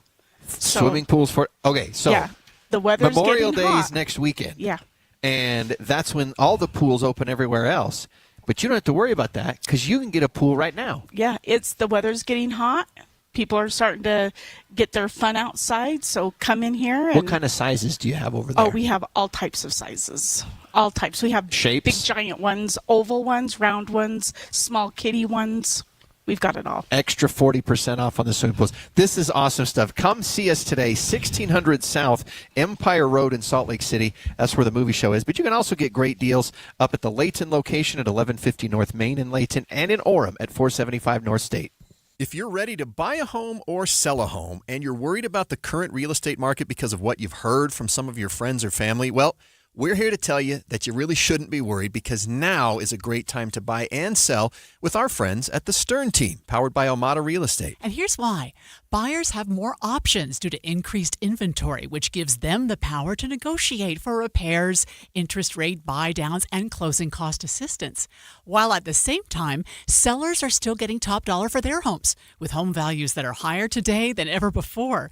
So whether you're looking to buy or sell, the current real estate market presents a win-win opportunity for both buyers and sellers. But you still do want to make sure that you're working with a team of real estate experts you can trust that can get you some great results. And that's our friends at the Stern Team, powered by Almada Real Estate. They have helped thousands of Salt Lake City homeowners, and they're ready to help you. To get started, just go to thesternteam.com. That's thesternteam.com, or Google The Stern Team. Any Hour Services can help unclog any drain in your house, whether you have a backup, a clog, or a slow drain you want fixed. Call Any Hour Services or visit anyhourservices.com. Let me ask you a question. You have a best friend? How big would it shock you if somebody told you that your best friend just killed somebody? 911, what's your emergency? Someone on the other line said they kidnapped my son and they're demanding $500,000. I've asked myself so many times, what in the world happened? Ransom is available now. Listen at ransompodcast.com or wherever you get your podcasts. We asked parents who adopted teens to share their journey. I think my biggest challenge was getting through to him to understand that love is real and you have goals in mind, you have things that want to happen, and I want to help you get there. Sometimes people tend to shy away from wanting to adopt teenagers because they feel like they've lost so much, but there's still so much to gain. Just knowing that there's just that other person that cares and loves me out there, it feels great. And they've done so much for me, and I can only be appreciative every single day for just having them in my life. I think it's been the best decision because I gained a son, and he's the best son ever. If I was down and out, he'd be there. Learn about adopting a teen from foster care. You can't imagine the reward. Visit adoptuskids.org to learn more. A message brought to you by Adopt US Kids, the U.S. Department of Health and Human Services, and the Ad Council. Inside Sources. Well, a common medical condition that impacts millions of women worldwide is getting a new name. This week, the global medical community decided to change the name for a reproductive hormone imbalance. It was once called polycystic ovary syndrome, PCOS. It's now being called polyendocrine metabolic ovarian syndrome, PMOS. I thought, as I read that, I thought, well, is that significant? Is that a big deal? And my co-host seems to think it is. It absolutely is, and there's a couple of reasons why. One of them is not everybody who has what will now be called PMOS actually has cysts. And so then it became confusing. Well, you have other symptoms, but you don't have cysts on your ovaries, so maybe it's not PCOS. And I have to say, look, PCOS is something that I suffered from with my trying to have babies. I have a couple of daughters, not genetically related to me, who have PCOS. And one of them has been able to have one child, and she has not been able to get pregnant subsequently. The other one is not ready to have kids, but she's going to really struggle because her cycles are so irregular with this PCOS that she has. Is the medical community, I guess there's a treatment for this? Well, okay, there's not really a cure, but one of the things that PCOS and now PMOS does is it's an endocrine disorder, which is why they wanted to change the name. And this is a process that took them 14 years, believe it or not. It took a long time. I think they were very, very careful And I'm looking at a study published in The Lancet, which is a medical journal, a very trusted medical journal. And they just said, look, we looked at over 14,000 people, talked to professionals, searched how many people actually had the cyst, those kinds of things, before they said we're changing the name, because the cyst part doesn't actually capture this disorder. Yeah, that makes sense. Polycystic. Yeah. Now I appreciate it, because you tend to pigeonhole people into a category by saying it's polycystic when it's really not. And if you don't have the cysts, right? Right. Yeah. So what's interesting is when I was having babies, it was still not super well known. But one of the things that it's associated with is infertility, as I mentioned. It's also associated with insulin resistance. So people with PCOS, and that's like me, ended up with type 2 diabetes, right? They're more prone to that, insulin resistance, those kinds of things. So it's something that's really important. And the Lancet article says 170 million women during their reproductive years suffer from this disorder. That's what I was going to ask you. Is it very prevalent? It's a lot. Yeah. So yeah, it's a lot. So percentage somewhere of women. around 1 in 8 women have this during their childbearing years. And it's something that I just haven't been familiar with at all. I'd never even heard of the concept before, but it makes sense that that medical community is now treating it appropriately, or at least articulating it appropriately. So one of the things that we know with PMOS is that it is also associated with weight gain and additional facial hair on women, which is interesting, right? And that's where you get some of the endocrine metabolic disorder part. I see. So when you have insulin resistance, you don't have the same kind of metabolism. Women do gain weight, and they do have facial hair, sometimes to the point where it's like, I've got to go get a laser done, right? Why would this have taken 14 years to change? To change the name? Yeah. I think because the medical community is very, very careful. Once you name something, it's hard to like switch it and just say, you certainly wouldn't do it in a quick fashion. I think they wanted to make sure that they had the research behind them to say, look, it's more than just cysts on the ovaries. It is actually an endocrine disorder. And I think that's where they arrived. Is it is it something passed down from mother genetic? to daughter? Yeah. I don't know the answer to that question. I would suspect that it would be, but I don't know. It also is associated with cardiovascular disease, sleep apnea, which is super interesting. Some forms of cancer, some forms of psychological impact, including depression, which I can understand.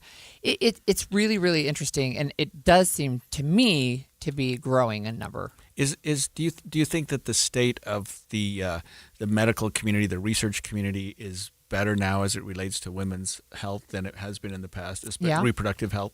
Yeah, it has. I think it's getting better, and I think it's getting better all the time.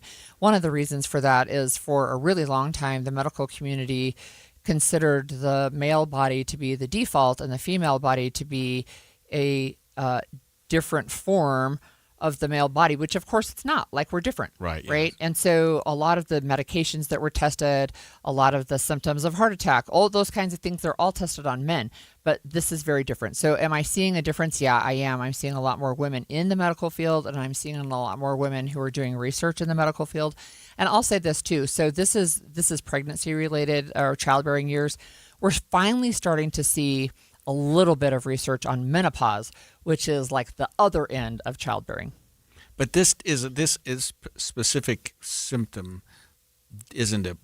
It's not just symptoms or whatever. I forget the word. Diagnosis. Yeah. Problem isn't an absolute ban to conceiving. No, but it can make it a lot more difficult. And I'll just say, if you're not cycling, if you're not releasing eggs and having periods, you're not going to get pregnant, right? That's one thing. Right.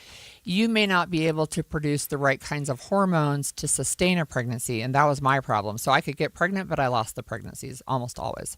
As a result of this condition? Most likely, right? Because Really? again, this was early days, and it's like by the time I was through, it was like, yeah, that's probably that is you fit all the markers for that. But it absolutely doesn't mean you can't have a child, but it can make it harder. Yeah. For sure. And It's so- definitely associated with infertility. Yeah, I just my own experience with my wife having children was that we we're lucky. We're very fortunate not to have problems, but I hear people all the time who.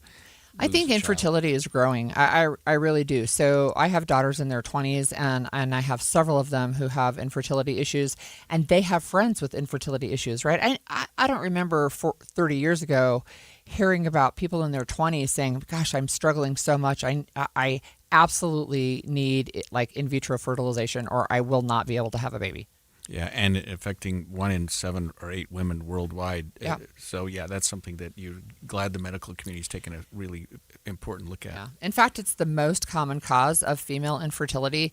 And even if and when you do get pregnant, you're more likely to have gestational diabetes, for example, because it's already a factor in diabetes.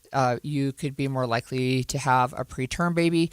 That's one of them. And I think one of the things I think that this research will do and this name change will do, I hope, is to take away some of the stigma, because some people are like, well, you're overweight, so just lose weight, right? But there can be true reasons why you have added these extra pounds that are not as related to diet as you want to think. Yeah. Well, interesting. Thanks for that explanation. We're still a week away from the Memorial Day weekend, which is sort of the historic kickoff to summer. But a lot of people are going to get out this weekend. It's warming up, and we're looking at and talking about the water levels at Utah's lakes and reservoirs. They're already low, and most of them have peaked for the season. It's going to get worse. We're wondering how that's going to affect people who are visiting Utah State Parks this year as we go out and take boats out and get on the water, and what that water level is going to mean for recreation, tourism, and really the overall economy. We're going to talk about that when we come back after this.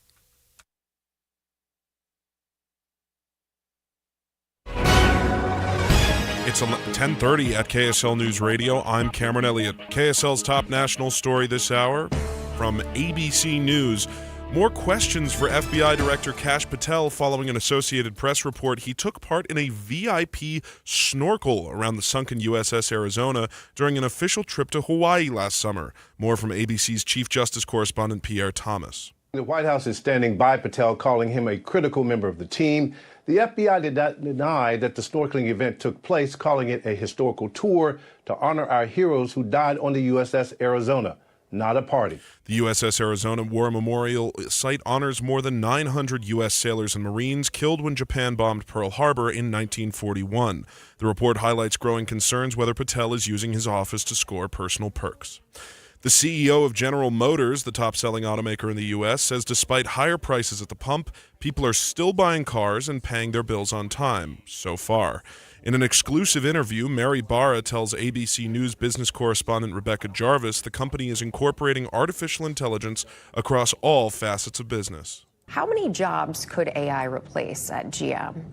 Well, I think sometimes people spend a lot of time figuring out what AI can replace, but they don't think about what's going to come and what it's going to enable in the new jobs. Do you think AI will create more jobs than it does away with? It's hard to predict right now what that balance is going to be, but I think there are whole new careers that are going to be coming that no one has thought of yet. Barra sits on the board of ABC's parent company, Disney. Taking a look at your money at this moment, the Dow Jones is down 445 points. That's 0.89%. The S&P 500 is down 66 points. That's 0.89%. And the NASDAQ is down 298 points. That is 1.12%. Coming up, we've got a couple of warmer days before the temperature takes a nosedive. KSL weather is next. KSL News Time, 10:31. A reminder about the simplest way to get updated for your day. Hit your KSL preset when you jump in the car, and we'll take care of the rest. Hear key news updates and traffic reports. Andy and Amanda from 5 to 9 in your car. KSL News Radio at 102.7 FM. The Movie Show broadcasting live today from NPS in Salt Lake City. NPS stands for a nice place to save, and it is a way nice place to save. We call it WNPS today, a way nice place to save, Stephen, because you're going to tell us about some of the grocery deals. Now, one of the things that's fun when we come here on the Movie Show is Stephen takes it as a personal challenge, Val, to find a way to feed as many people as possible for as many days as possible for the least amount possible, and he comes up with some excellent days. Like if you came in today and you did not know what you wanted to get at NPS grocery-wise, Stephen will tell you, and you can get like a whole meal And that's his You can get challenge 5 again meals. today. I He do can it get you 5 5 meals. meals. All right, So he I'm aims going for with that. your Do you have that challenge. ready Okay. right now? No, I do not, but I will in the next one. He will. Okay, so tell us what are some of your grocery deals, though, that are going on today. The movie show bonus extras. The movie bonus extras. Wow. So, okay, you were telling me about these before we started the show. They got strawberries and chocolate and this delicious chocolate that is like amazing. These are regularly at the store $5.39. We have them $2.99 now. Our regular price is $4.99, $5.99 at the store. So you're getting $3 off. The pistachio chocolate, you know what that means. Those are the trendy ones that everybody tells me to buy, but they're so expensive. So now I actually get now to you try can them. actually get to try and let everybody else think you just paid full price for it. See, that's what the fun is of NPS. I'm bougie. Look at me. Yeah, no, I got a few of these. So we were talking about granola bars, but somebody just said she would rather go with the hard salami. Yes. So the hard salami, $1.99 for this giant package. And this is the nice kind. This is the This bougie would make kind. many sandwiches. This is what this would make. So, and then you can top it off with a cracker, and I've got those too for 99 cents. Retail $1.40 or $4.29. This is the 4-sleeve box. I know what my lunch is. Oh, wait, does that say the 3-flavor variety? It is. Oh, even better. You're making us look super bougie Oh, today. man. I love this. Whether it's grocery, whether it's retail, NPS has got you taken care of. 30 to 70% off the regular price of things on brand new merchandise, and then they throw in bonus sales on top of that. They've got electronic deals. They got deals on the industrial side. We're going to talk about all of that on the movie show today, live from NPS at Salt Lake. They've also got locations in Layton at 1150 North Main Street and in Orem at 475 North State. Doug Wright, and I'm here with Monty from Connecticut Quality Water Systems of Salt Lake, an authorized Connecticut independent dealer. Now, Monty, don't all of the other water softeners require us to basically trust our home's water to electronics? If a power surge happens, a fried circuit board, or the power just goes out suddenly, aren't you back to scrubbing hard water scale and dry skin? Yes, we believe the best technology is simple. That's why Connecticut's premium systems are non-electric. While other softeners rely on finicky computers and electronics, Connecticut runs on the kinetic energy of moving water. Nothing to plug in, no buttons to push, and zero electricity. I've had a Connecticut soft water system in my home for many years, and I've never had to do anything to it except occasionally add a little salt. And I love that it never requires me to set or program anything. Dee loves that she always has the soft water. So do what I did and go to softwaterutah.com to learn how your family can enjoy the benefits of soft water without the hassles of traditional water softeners. That's softwaterutah.com. Traffic and weather together brought to you by UCCU. Earn 4.24% on savings at UCCU.com. Here's Cormac Bone. We got a crash westbound on the 201 freeway, and that's just after the I-15 interchange, and they're causing some pretty heavy delays that reach back toward I-15. And that transition ramp going from southbound I-15 to go westbound on the 201, also lanes filling up there. Looks like the on-ramp to go westbound on the 201 freeway from 900 south, or 900 west, that is closed, so you can't get on from there. But if you just go down the street to Redwood Road, you can still get onto the 201 freeway. We also have a crash. This is on south at the off-ramp from Bangor Highway and near the 201 freeway. They are just out of traffic and in that right shoulder, causing no additional delays. While you're planning your day, plan for comfort too with the Good Feet store. Find the location nearest you at goodfeet.com. Cormac Bone in the KSL Traffic Center. Today and tomorrow's highs float in the 70s before they drop on Sunday to 57 with a chance of rain, and then a high of 54 on Monday with a low of 37 and a chance of rain. Right now, though, it's 64 degrees and fair downtown. I'm Cameron Elliott from the KSL Common Spirit Health Studios. Listen online at kslnewsradio.com. We're Utah's news, traffic, and weather station. The all-new Inside Sources. Your inside access to the people and policies shaping Utah's future. Here are Greg Skordas and Holly Richardson on KSL News Radio. This should come as no surprise to our listeners, but we are in a drought here in Utah, and it's only going to get worse as summer drags on. In fact, the state has asked all of us to hold off on watering our lawns until May 15th. That's today. You can water your lawns carefully, slowly, and not very much. This segment, we do want to talk about how droughts are going to be impacting our state parks this summer. I do have to say I have not watered my lawn yet, and you can tell looking at it. So hopefully after today. But we have with us Allie Aurelian. She's the Public Information Officer for Utah State Parks. And we wanted to talk to you, Allie, because we're seeing some photos already about water levels looking pretty darn scary. So what can you tell us? Yeah, so this year, again, no surprise to everyone, we have low water levels just because of that low snowpack that we got. So we just want people to know that at Utah State Parks, the boat ramp conditions are likely to be dynamic this year with fluctuating water levels throughout the state. And so the biggest thing we could advise people is know before you go or check before you outdoor wreck, whatever rhyme you like. Go with that one. So this includes checking boat ramp conditions, which we have posted on our website that we update so that you know if you can launch your boat at certain state parks or certain ramps. We have weather, so you know temperatures and heat. We have fire restriction notifications if there are any type of fire restrictions for your fire pit or for your campground. And we also even have cameras at some of our parks, so you can look at if there are going to be long wait times. So there are a bunch of things that you can get informed on before getting on the road. And we just want you to be as prepared as possible before you come and visit. That way, surprises are less likely to happen when you show up.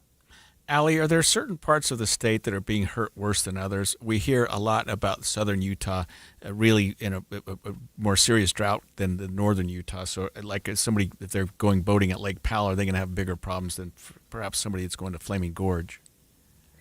Yeah, I mean, for the state park end of things, we do see that some areas are being hit a little bit harder than others. And so that's why, again, I just point back to going on our website and getting those advisories, because even though some parks might have lower water levels, boat ramps or conditions in that way might be different from park to park based on the ramp itself and how far out it goes out and things like that. So it really can vary from park to park and from water body to water body.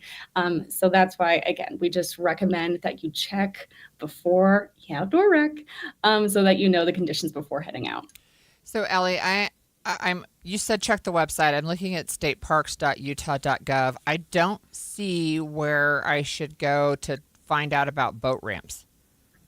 Yeah, so what you're going to do, I will navigate that website with you. So either you can just Google boat ramp conditions, Utah State Parks, or if you go into activities, there's going to be a little tab for boating.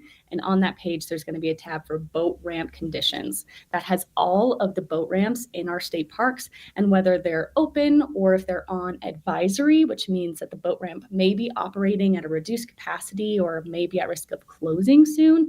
And then it'll say closed. And in those cases, the boat ramp is closed to the public for motorized launching due to low water levels. And so we do not recommend motorized launching from a ramp that is closed, and advise, again, use that launch ramp, docks, and reservoir at your own risk. And so we don't want anybody going out hoping to launch their boat only to realize that it's closed. So we want people to keep that in mind as water levels are going to get lower and lower throughout the season as we have these hot temperatures. And then also, I mean, try to consider something new. Maybe it's paddleboarding or kayaking or a similar activity to still get you out on the water. As boat ramps get harder to get to and as water levels decrease, Allie, is there information about how the number of boats that can be on a certain lake? I mean, they're let's face it, they're going to get smaller. Do we know whether or not the Park Service will then limit the amount of boats that they'll allow on lakes and reservoirs, and whether you can go online and see that limitation? Not to my knowledge. But again, if there is any type of limitation, we'll make sure that's posted on our website so that people are aware of that. Namely, what comes to mind in terms of having a hard time to launch your boat if the ramp conditions are okay, it's just, heavy visitation or parking or finding a spot to be. And so that's why we have cameras and things in our highly visited state parks so that you know how busy it might be, so that maybe you head to another park where it's a little bit less busy. So, Ellie, I know that there are some parks like Paiute and Yuba that are already really low. What do you think that what kind of impact can this have on tourism and the local economy? Yeah, so as we know, state parks are economic drivers, but knowing Utahns, people are still wanting to get outside and explore Utah. I mean, if you look at visitation at Utah State Parks in the past 10 years, in 2016, across all parks, visitation was about 5 million. Last year, it was over 12 million. That's more than double of what we've seen in the past 10 years. And so people are still getting outside. And that's why we advise people that if you are getting outside, try something new, try a new activity so that you can still be out on the water. So even during the last big drought season, it was still significantly higher compared to years past in terms of visitation. This might be out of your wheelhouse a little bit, Allie, but as water levels go down in the lakes, people that are camping in the areas near the lakes, can they expect that their water, like drinking water, will be limited in some way? Not to my knowledge. That is something, again, not under, like you said, that's not up to the state parks to decide when it comes to water levels. But the biggest thing for camping would be fire restrictions. And so as we have hot, dry weather, you might see that there are different fire restrictions that happen sooner in the season than expected. So that might be something where, only propane fires or tanks are allowed, or you have to have it within a designated fire pit or ring just to avoid that risk of wildfire. And again, if that comes up and if there are fire restrictions at any state park or region, we'll have that posted on our website so that people can be up to date about what they can expect when they come to visit. All right. Remind us again of your two little jingles. Know before you go and check before you outdoor wreck. Okay. And then as a bonus, yes, I like to say plan like a park ranger. Okay. There you go. Awesome. Wonderful. Thanks so much. That was Allie O'Reilly, Public Information Officer for the Utah State Parks. And I think it might be a little bit of a rough summer, but I'm not really a boater, so I think I'm okay. Yeah, well, we get out on the water a lot. We live right next to Pineview Reservoir. You do. Right Yeah, now, yeah. it's at a pretty good level, but it won't be in August. Yeah. All right. Well, next on Inside Sources, the big movie of the week is In the Gray, and it has us all wondering what's the best movie that guys and girls would enjoy, but for completely different reasons. We're going to talk about that with the KSL Movie Show next. You trust us for news and information in your car. Now trust us at home. KSL News Radio has you covered, keeping you informed on the latest breaking news, weather, traffic, sports, and more. Listen on your Amazon Echo or Google Home device. Just say, Alexa, open KSL News Radio. Or listen on the KSL News Radio Listen app. Text the word app to 57500. KSL News Radio. We have you covered. The Movie Show broadcasting live from NPS in Salt Lake City today. Great deals all over the store, including 80% off electronics, 80% off the lowest price on the box for electronics, Stephen. In 5 minutes, I had 3 items, and I said, I have to walk There's away still from good this. stuff there. I know I can't go back there. I've got 3 awesome things. I got a router, I got a USB-C hub, and a USB audio capture cable for literally pennies on the dollar.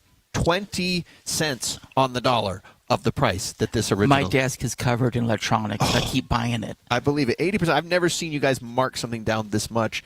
But this is the great thing about NPS. You marked it down because you got a whole bunch of other stuff you got to get out on the shelf. It's the new stuff. I'm telling you, coming in, it's like out with the old, in with the new. Yeah. So NPS got great deals right now, but Steven's the grocery expert, Steven. So tell us what are our grocery deals today that people have got to come in and take advantage of. So I have selected Swiss chocolate bars with hazelnut, 2 for $3. Oh, wow. Oh, my. Those are huge. Yeah, those are the kind you'd put in somebody's stockings if it was Christmas. Or just put it in a or stocking. Just for eat yourself. I'm just saying they're that kind of a size. And how much are they? They're 2 for $3. The retail for $6.99. So you can't go wrong with that. $6.99 each you pay for that, and you got them 2 for $3. Yep, there you go. Amazing. So less than half price. Plus, we got those hazelnut chocolate. The strawberries. They're covered chocolate and strawberries. Pistachio, sorry. It's pistachio. The pistachio. You know, there's a certain style of chocolate that has pistachios in it. It's kind of famous. This is even better than that because it's got some strawberry flavoring thrown in. Yes. I like that. I've already bought like 10 bags of these. So be careful when you the come. NPS people are buying them themselves, then you know they're good. All right, so we've got grocery deals, we've got retail deals. When you walk into the stores, you guys have a video board that'll tell you what the best specials are each time with a QR code if you're fancy like that. And if you're not, it just says it on the video board, 10, 30 extra % off. Take a picture of it, different scan the items. QR code, and you're on your way. You can get all the great sales, just like our clothing, 50% off. And it's important. We got to remind people, if you earned mom bucks last week, you have to spend them by tomorrow. If you don't, you snooze and you lose. This time you lose the cash. You got to spend your mom money. And Amanda Dixon gave me hers, so I'm going to use it today. I feel like they always spend my mom's money. I feel like that's all of it at my house. But the mom money good at any of the 4 NPS locations, 1150 North Main in Layton, 475 North State in Orem, or here at 1600 South Empire Road in Salt Lake City. Do you have chirping smoke detectors? What's up, everybody? I'm Mike Wilson with Any Hour Services, and if you've ever experienced chirping smoke detectors, you already know how annoying it can be. A great first step to try and stop the chirping is to change the batteries. If the chirping continues, it's possible that your smoke detector has gone bad. As a matter of fact, a lot of people don't even realize that manufacturers recommend replacing the smoke detector altogether after 10 years. If you remove the smoke detector from the wall, on the back you should find a date of when it was made. Do a little math and you'll know how old it is. Now, Any Hour Services knows being a homeowner means you've got a list a mile long of things to do around the house, and check my electrical system probably isn't one of them. That's why we've put together this radio special for any homeowners listening. One of our licensed electricians will perform a comprehensive inspection of your electrical system that includes testing those smoke detectors and give you a full written report for only $29. But you have to mention this ad when you call. Call Any Hour Services to schedule it. 801-443-7300. 801-443-7300. Any Hour Services. Drivers who switch their home and auto with Progressive could save money and time. Other things try to do this, but they really don't. Like the touchscreen at fast food places. It's not like you save time because it takes you longer to use a touchscreen than, I don't know, someone who works there. And another thing, you'd think it would save money because they're not paying a cashier, right? But no, same price. Also, why is there an option to tip? Who am I tipping? Exactly. Anyway, even if you can't save money and time with some things, you could with a Progressive Home and Auto Bundle. Progressive Casualty Insurance Company affiliates and other insurers not available in all states or situations. If the world were like a Sleep Number mattress, everything would adapt for your comfort. Because as your life changes and your body changes, Sleep Number mattresses adapt and shift to give you personalized comfort night after night. And now everything's on sale during our Memorial Day event. Save up to $1,200 on mattresses, plus free delivery when you add a base. Ends Monday. To experience a whole new world of comfort, visit a Sleep Number store or go to sleepnumber.com. Sleep Number. To a good life sleep. The new Inside Sources. Well, it's Friday, which means we break an hour early for the movie show. And so today, this is our last segment. But before we get to the movie show, I wanted to get to some of our fun facts of the day because one or two of those are near and dear to me personally. So I wanted to start with just a couple of fun facts that are health related, and then I've got a couple of political ones. So it was on this day that in 1901 that Dorothy H. Anderson was born. She was the American physician who was the first person to identify and describe cystic fibrosis, which was a health, it still is a health condition that's really serious. And so good for her. It was also on this day in 2020 that President Donald Trump formally unveiled a coronavirus vaccine program called Operation Warp Speed to hurry and speed the development of the vaccines and quickly distribute them around the country. And I think some people forget that Donald Trump was the instrumental in that. And then on Warp speed is what we did. I mean, it was so fast. Scientists in America really came to the So table. they already had a lot of research that they could use as the building block, and then were able to adapt it to coronavirus. Right. So I've got a couple of political ones. It was on this day in 1800 that President John Adams ordered the federal government to officially move to Washington, D.C. From? Was it in Virginia? I think Philadelphia actually is where they were meeting. I don't know. But D.C. is where they finally started meeting. It was also on this day in 1869 that the National Women's Suffrage Association was formed in New York. There were a couple, but that was one. And then it was on this day in 1967 that the U.S. Supreme Court had a ruling called the Galt decision. And I thought maybe you might want to weigh in on that. N. Ray Galt, it was a significant decision that gave juveniles, when they're accused of misdeeds in juvenile court, we don't really call them crimes, to the same rights that adults have. For example, prior to that, it would be a juvenile may not have had the right to a trial before they're adjudicated. They might have had right before to have a judge hear their case, the right to have the judge find them guilty beyond a reasonable doubt, like you would in an adult court, or that they're presumed innocent. The whole due process thing didn't apply to juveniles until that decision, because we didn't think of them as a criminal case. I really didn't know that. But because they still have some of the same sanctions, you could still detain a juvenile. You could still put them in juvenile detention. That decision decided that they absolutely should have the same rights. There's one significant right that a juvenile does not have as that an adult does, and that's the right to trial by jury. So in juvenile court, if you have a trial, it's before a judge, where in the adult court, you get your choice whether you want a judge or jury. But otherwise, that was a very significant decision. Wow, that was really interesting. Yeah. Okay, so it's time to chat about the big movie of the week with Andy Farnsworth and Val Cameron. They're broadcasting live from MPS in Salt Lake City for today's KSL Movie Show. Hi, guys. Hello, and welcome back from what I hope was a great Mother's Day weekend for you last weekend. Yes, good. thank you. It was very Did good. either of you watch movies? I did. No, I worked in the garden. Okay, but that's what Mom needs to do. But Greg, you said you did? Yes, I had to show my wife a movie that I watched thanks to you. Thanks to you guys. It was the movie about Queen, Bohemian Rhapsody. We watched it in our home, and I thought that was such a great movie. I said, honey, you got to watch this one. It was a really good movie. And did you guys go see Michael also already? No. Refused to see that one. Okay, well, never mind then. Actually, I heard it's quite good. I shouldn't have said that. I heard it's very good. No, it was entertaining and enjoyable the same way Bohemian Rhapsody was. That's the reason I said that. We were twinsies because we were talking about it, so I watched it as well. I hadn't seen it in so long, and I just couldn't remember how good Rami Malek was. Like, everything he did looked almost exactly the same. That's why he was nominated for an award for that, several awards. So I couldn't tell whether this movie of the week was a movie or my hair. Can you just tell me what it is? Clever. Well, it's called In the Gray. Yeah, that's me. That's me. Well, I'm well into the gray. Well, I've got white here at the bottom of my hairline. I thought it was just I'm blonde. going for Reed Richards, hopefully. There you go. Distinguished and intelligent. But In the Gray, so it's called In the Gray because the main characters in this movie, they're hired by investment bankers who give money to a business and then the business never gets the money back. And when I say business, I mean like crime lords. But, they can argue that they're above board on business. They've got accountants that know how to move funds around. So they work in the gray. So they're in that gray area. So they're not in the black and white. They work in the gray. And so what you've got is Henry Cavill.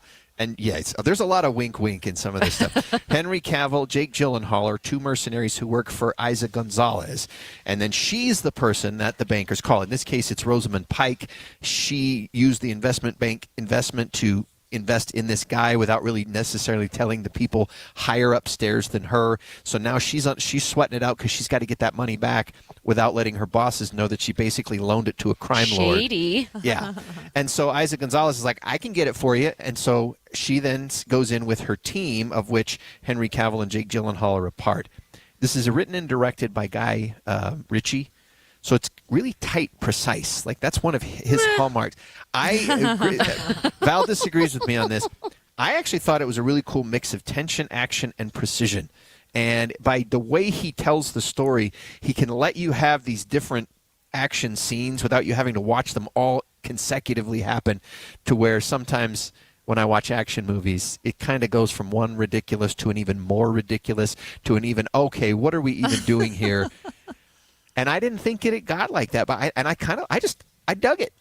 Val, I think Val, not so much. Well, I'm a huge fan of Guy Ritchie and movies like Rock and Rolla, Sherlock Holmes, and he did The Covenant, which was really good. And so I was just hoping that this would hit that same rush that I got. There were really cool moments, but then there were some moments that drug out for me that I think he could have gone a little bit better in his sequencing. But there was a helicopter, so that made me super happy. I thought about you when that happened. There was a helicopter, and so what happens to helicopters is what Val wants to happen to helicopters. I think it was a fine movie. I think people that aren't going in with the expectation that I was, I think they're going to enjoy it. But for me, I had a bigger expectation. So did my husband, and we thought it was fine. Okay. And I think in this particular case, I represent the average moviegoer because I wasn't even sure what the movie was about. I only knew who was in it.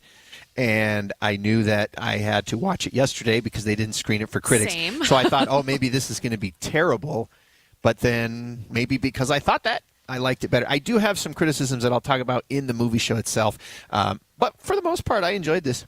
This sounds like one my wife and I would enjoy. Just having done all this criminal maybe white collar. A little bit of action, a little bit of there you heist go. involved. Right, yes, I think it's a good date movie for sure. There you go. All right, what's your movie question? Well, since we say that it's a good date movie, we kind of switched our question because we had one originally. Our original question was, what movie trope or movie cliche has happened to you in real life? And so we asked Greg and Holly, and all we got were nothing. Crickets. But then we looked online, and we didn't have much social engagement either. So we pivoted and said, we're going to get another one that we can maybe get more people that they can connect to. What is the best movie that guys and girls would enjoy, but for completely different reasons in the same movie? Okay, here's mine, and I have to admit that we haven't seen Val on the TV until today, and she is clearly not in the gray, so she's probably not going to recognize this movie, and you may not either, Andy. Do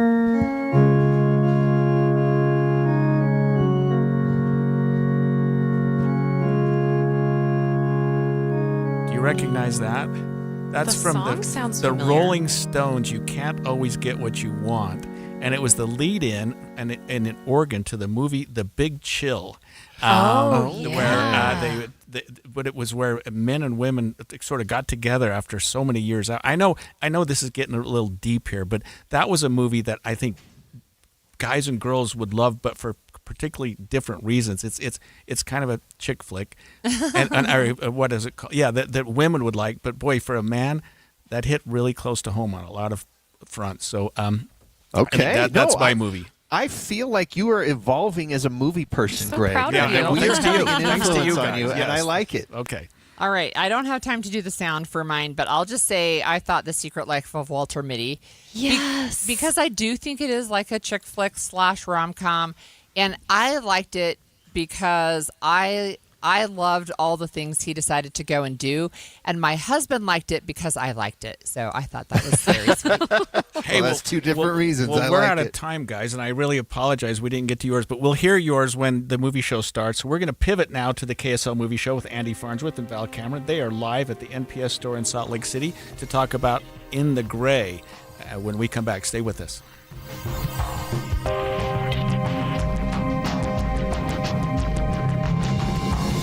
KSL FM Midvale. KSL Salt Lake City. From the KSL Common Spirit Health Studios, this is KSL News Radio. Utah's news, traffic, and weather station. It's 11:30.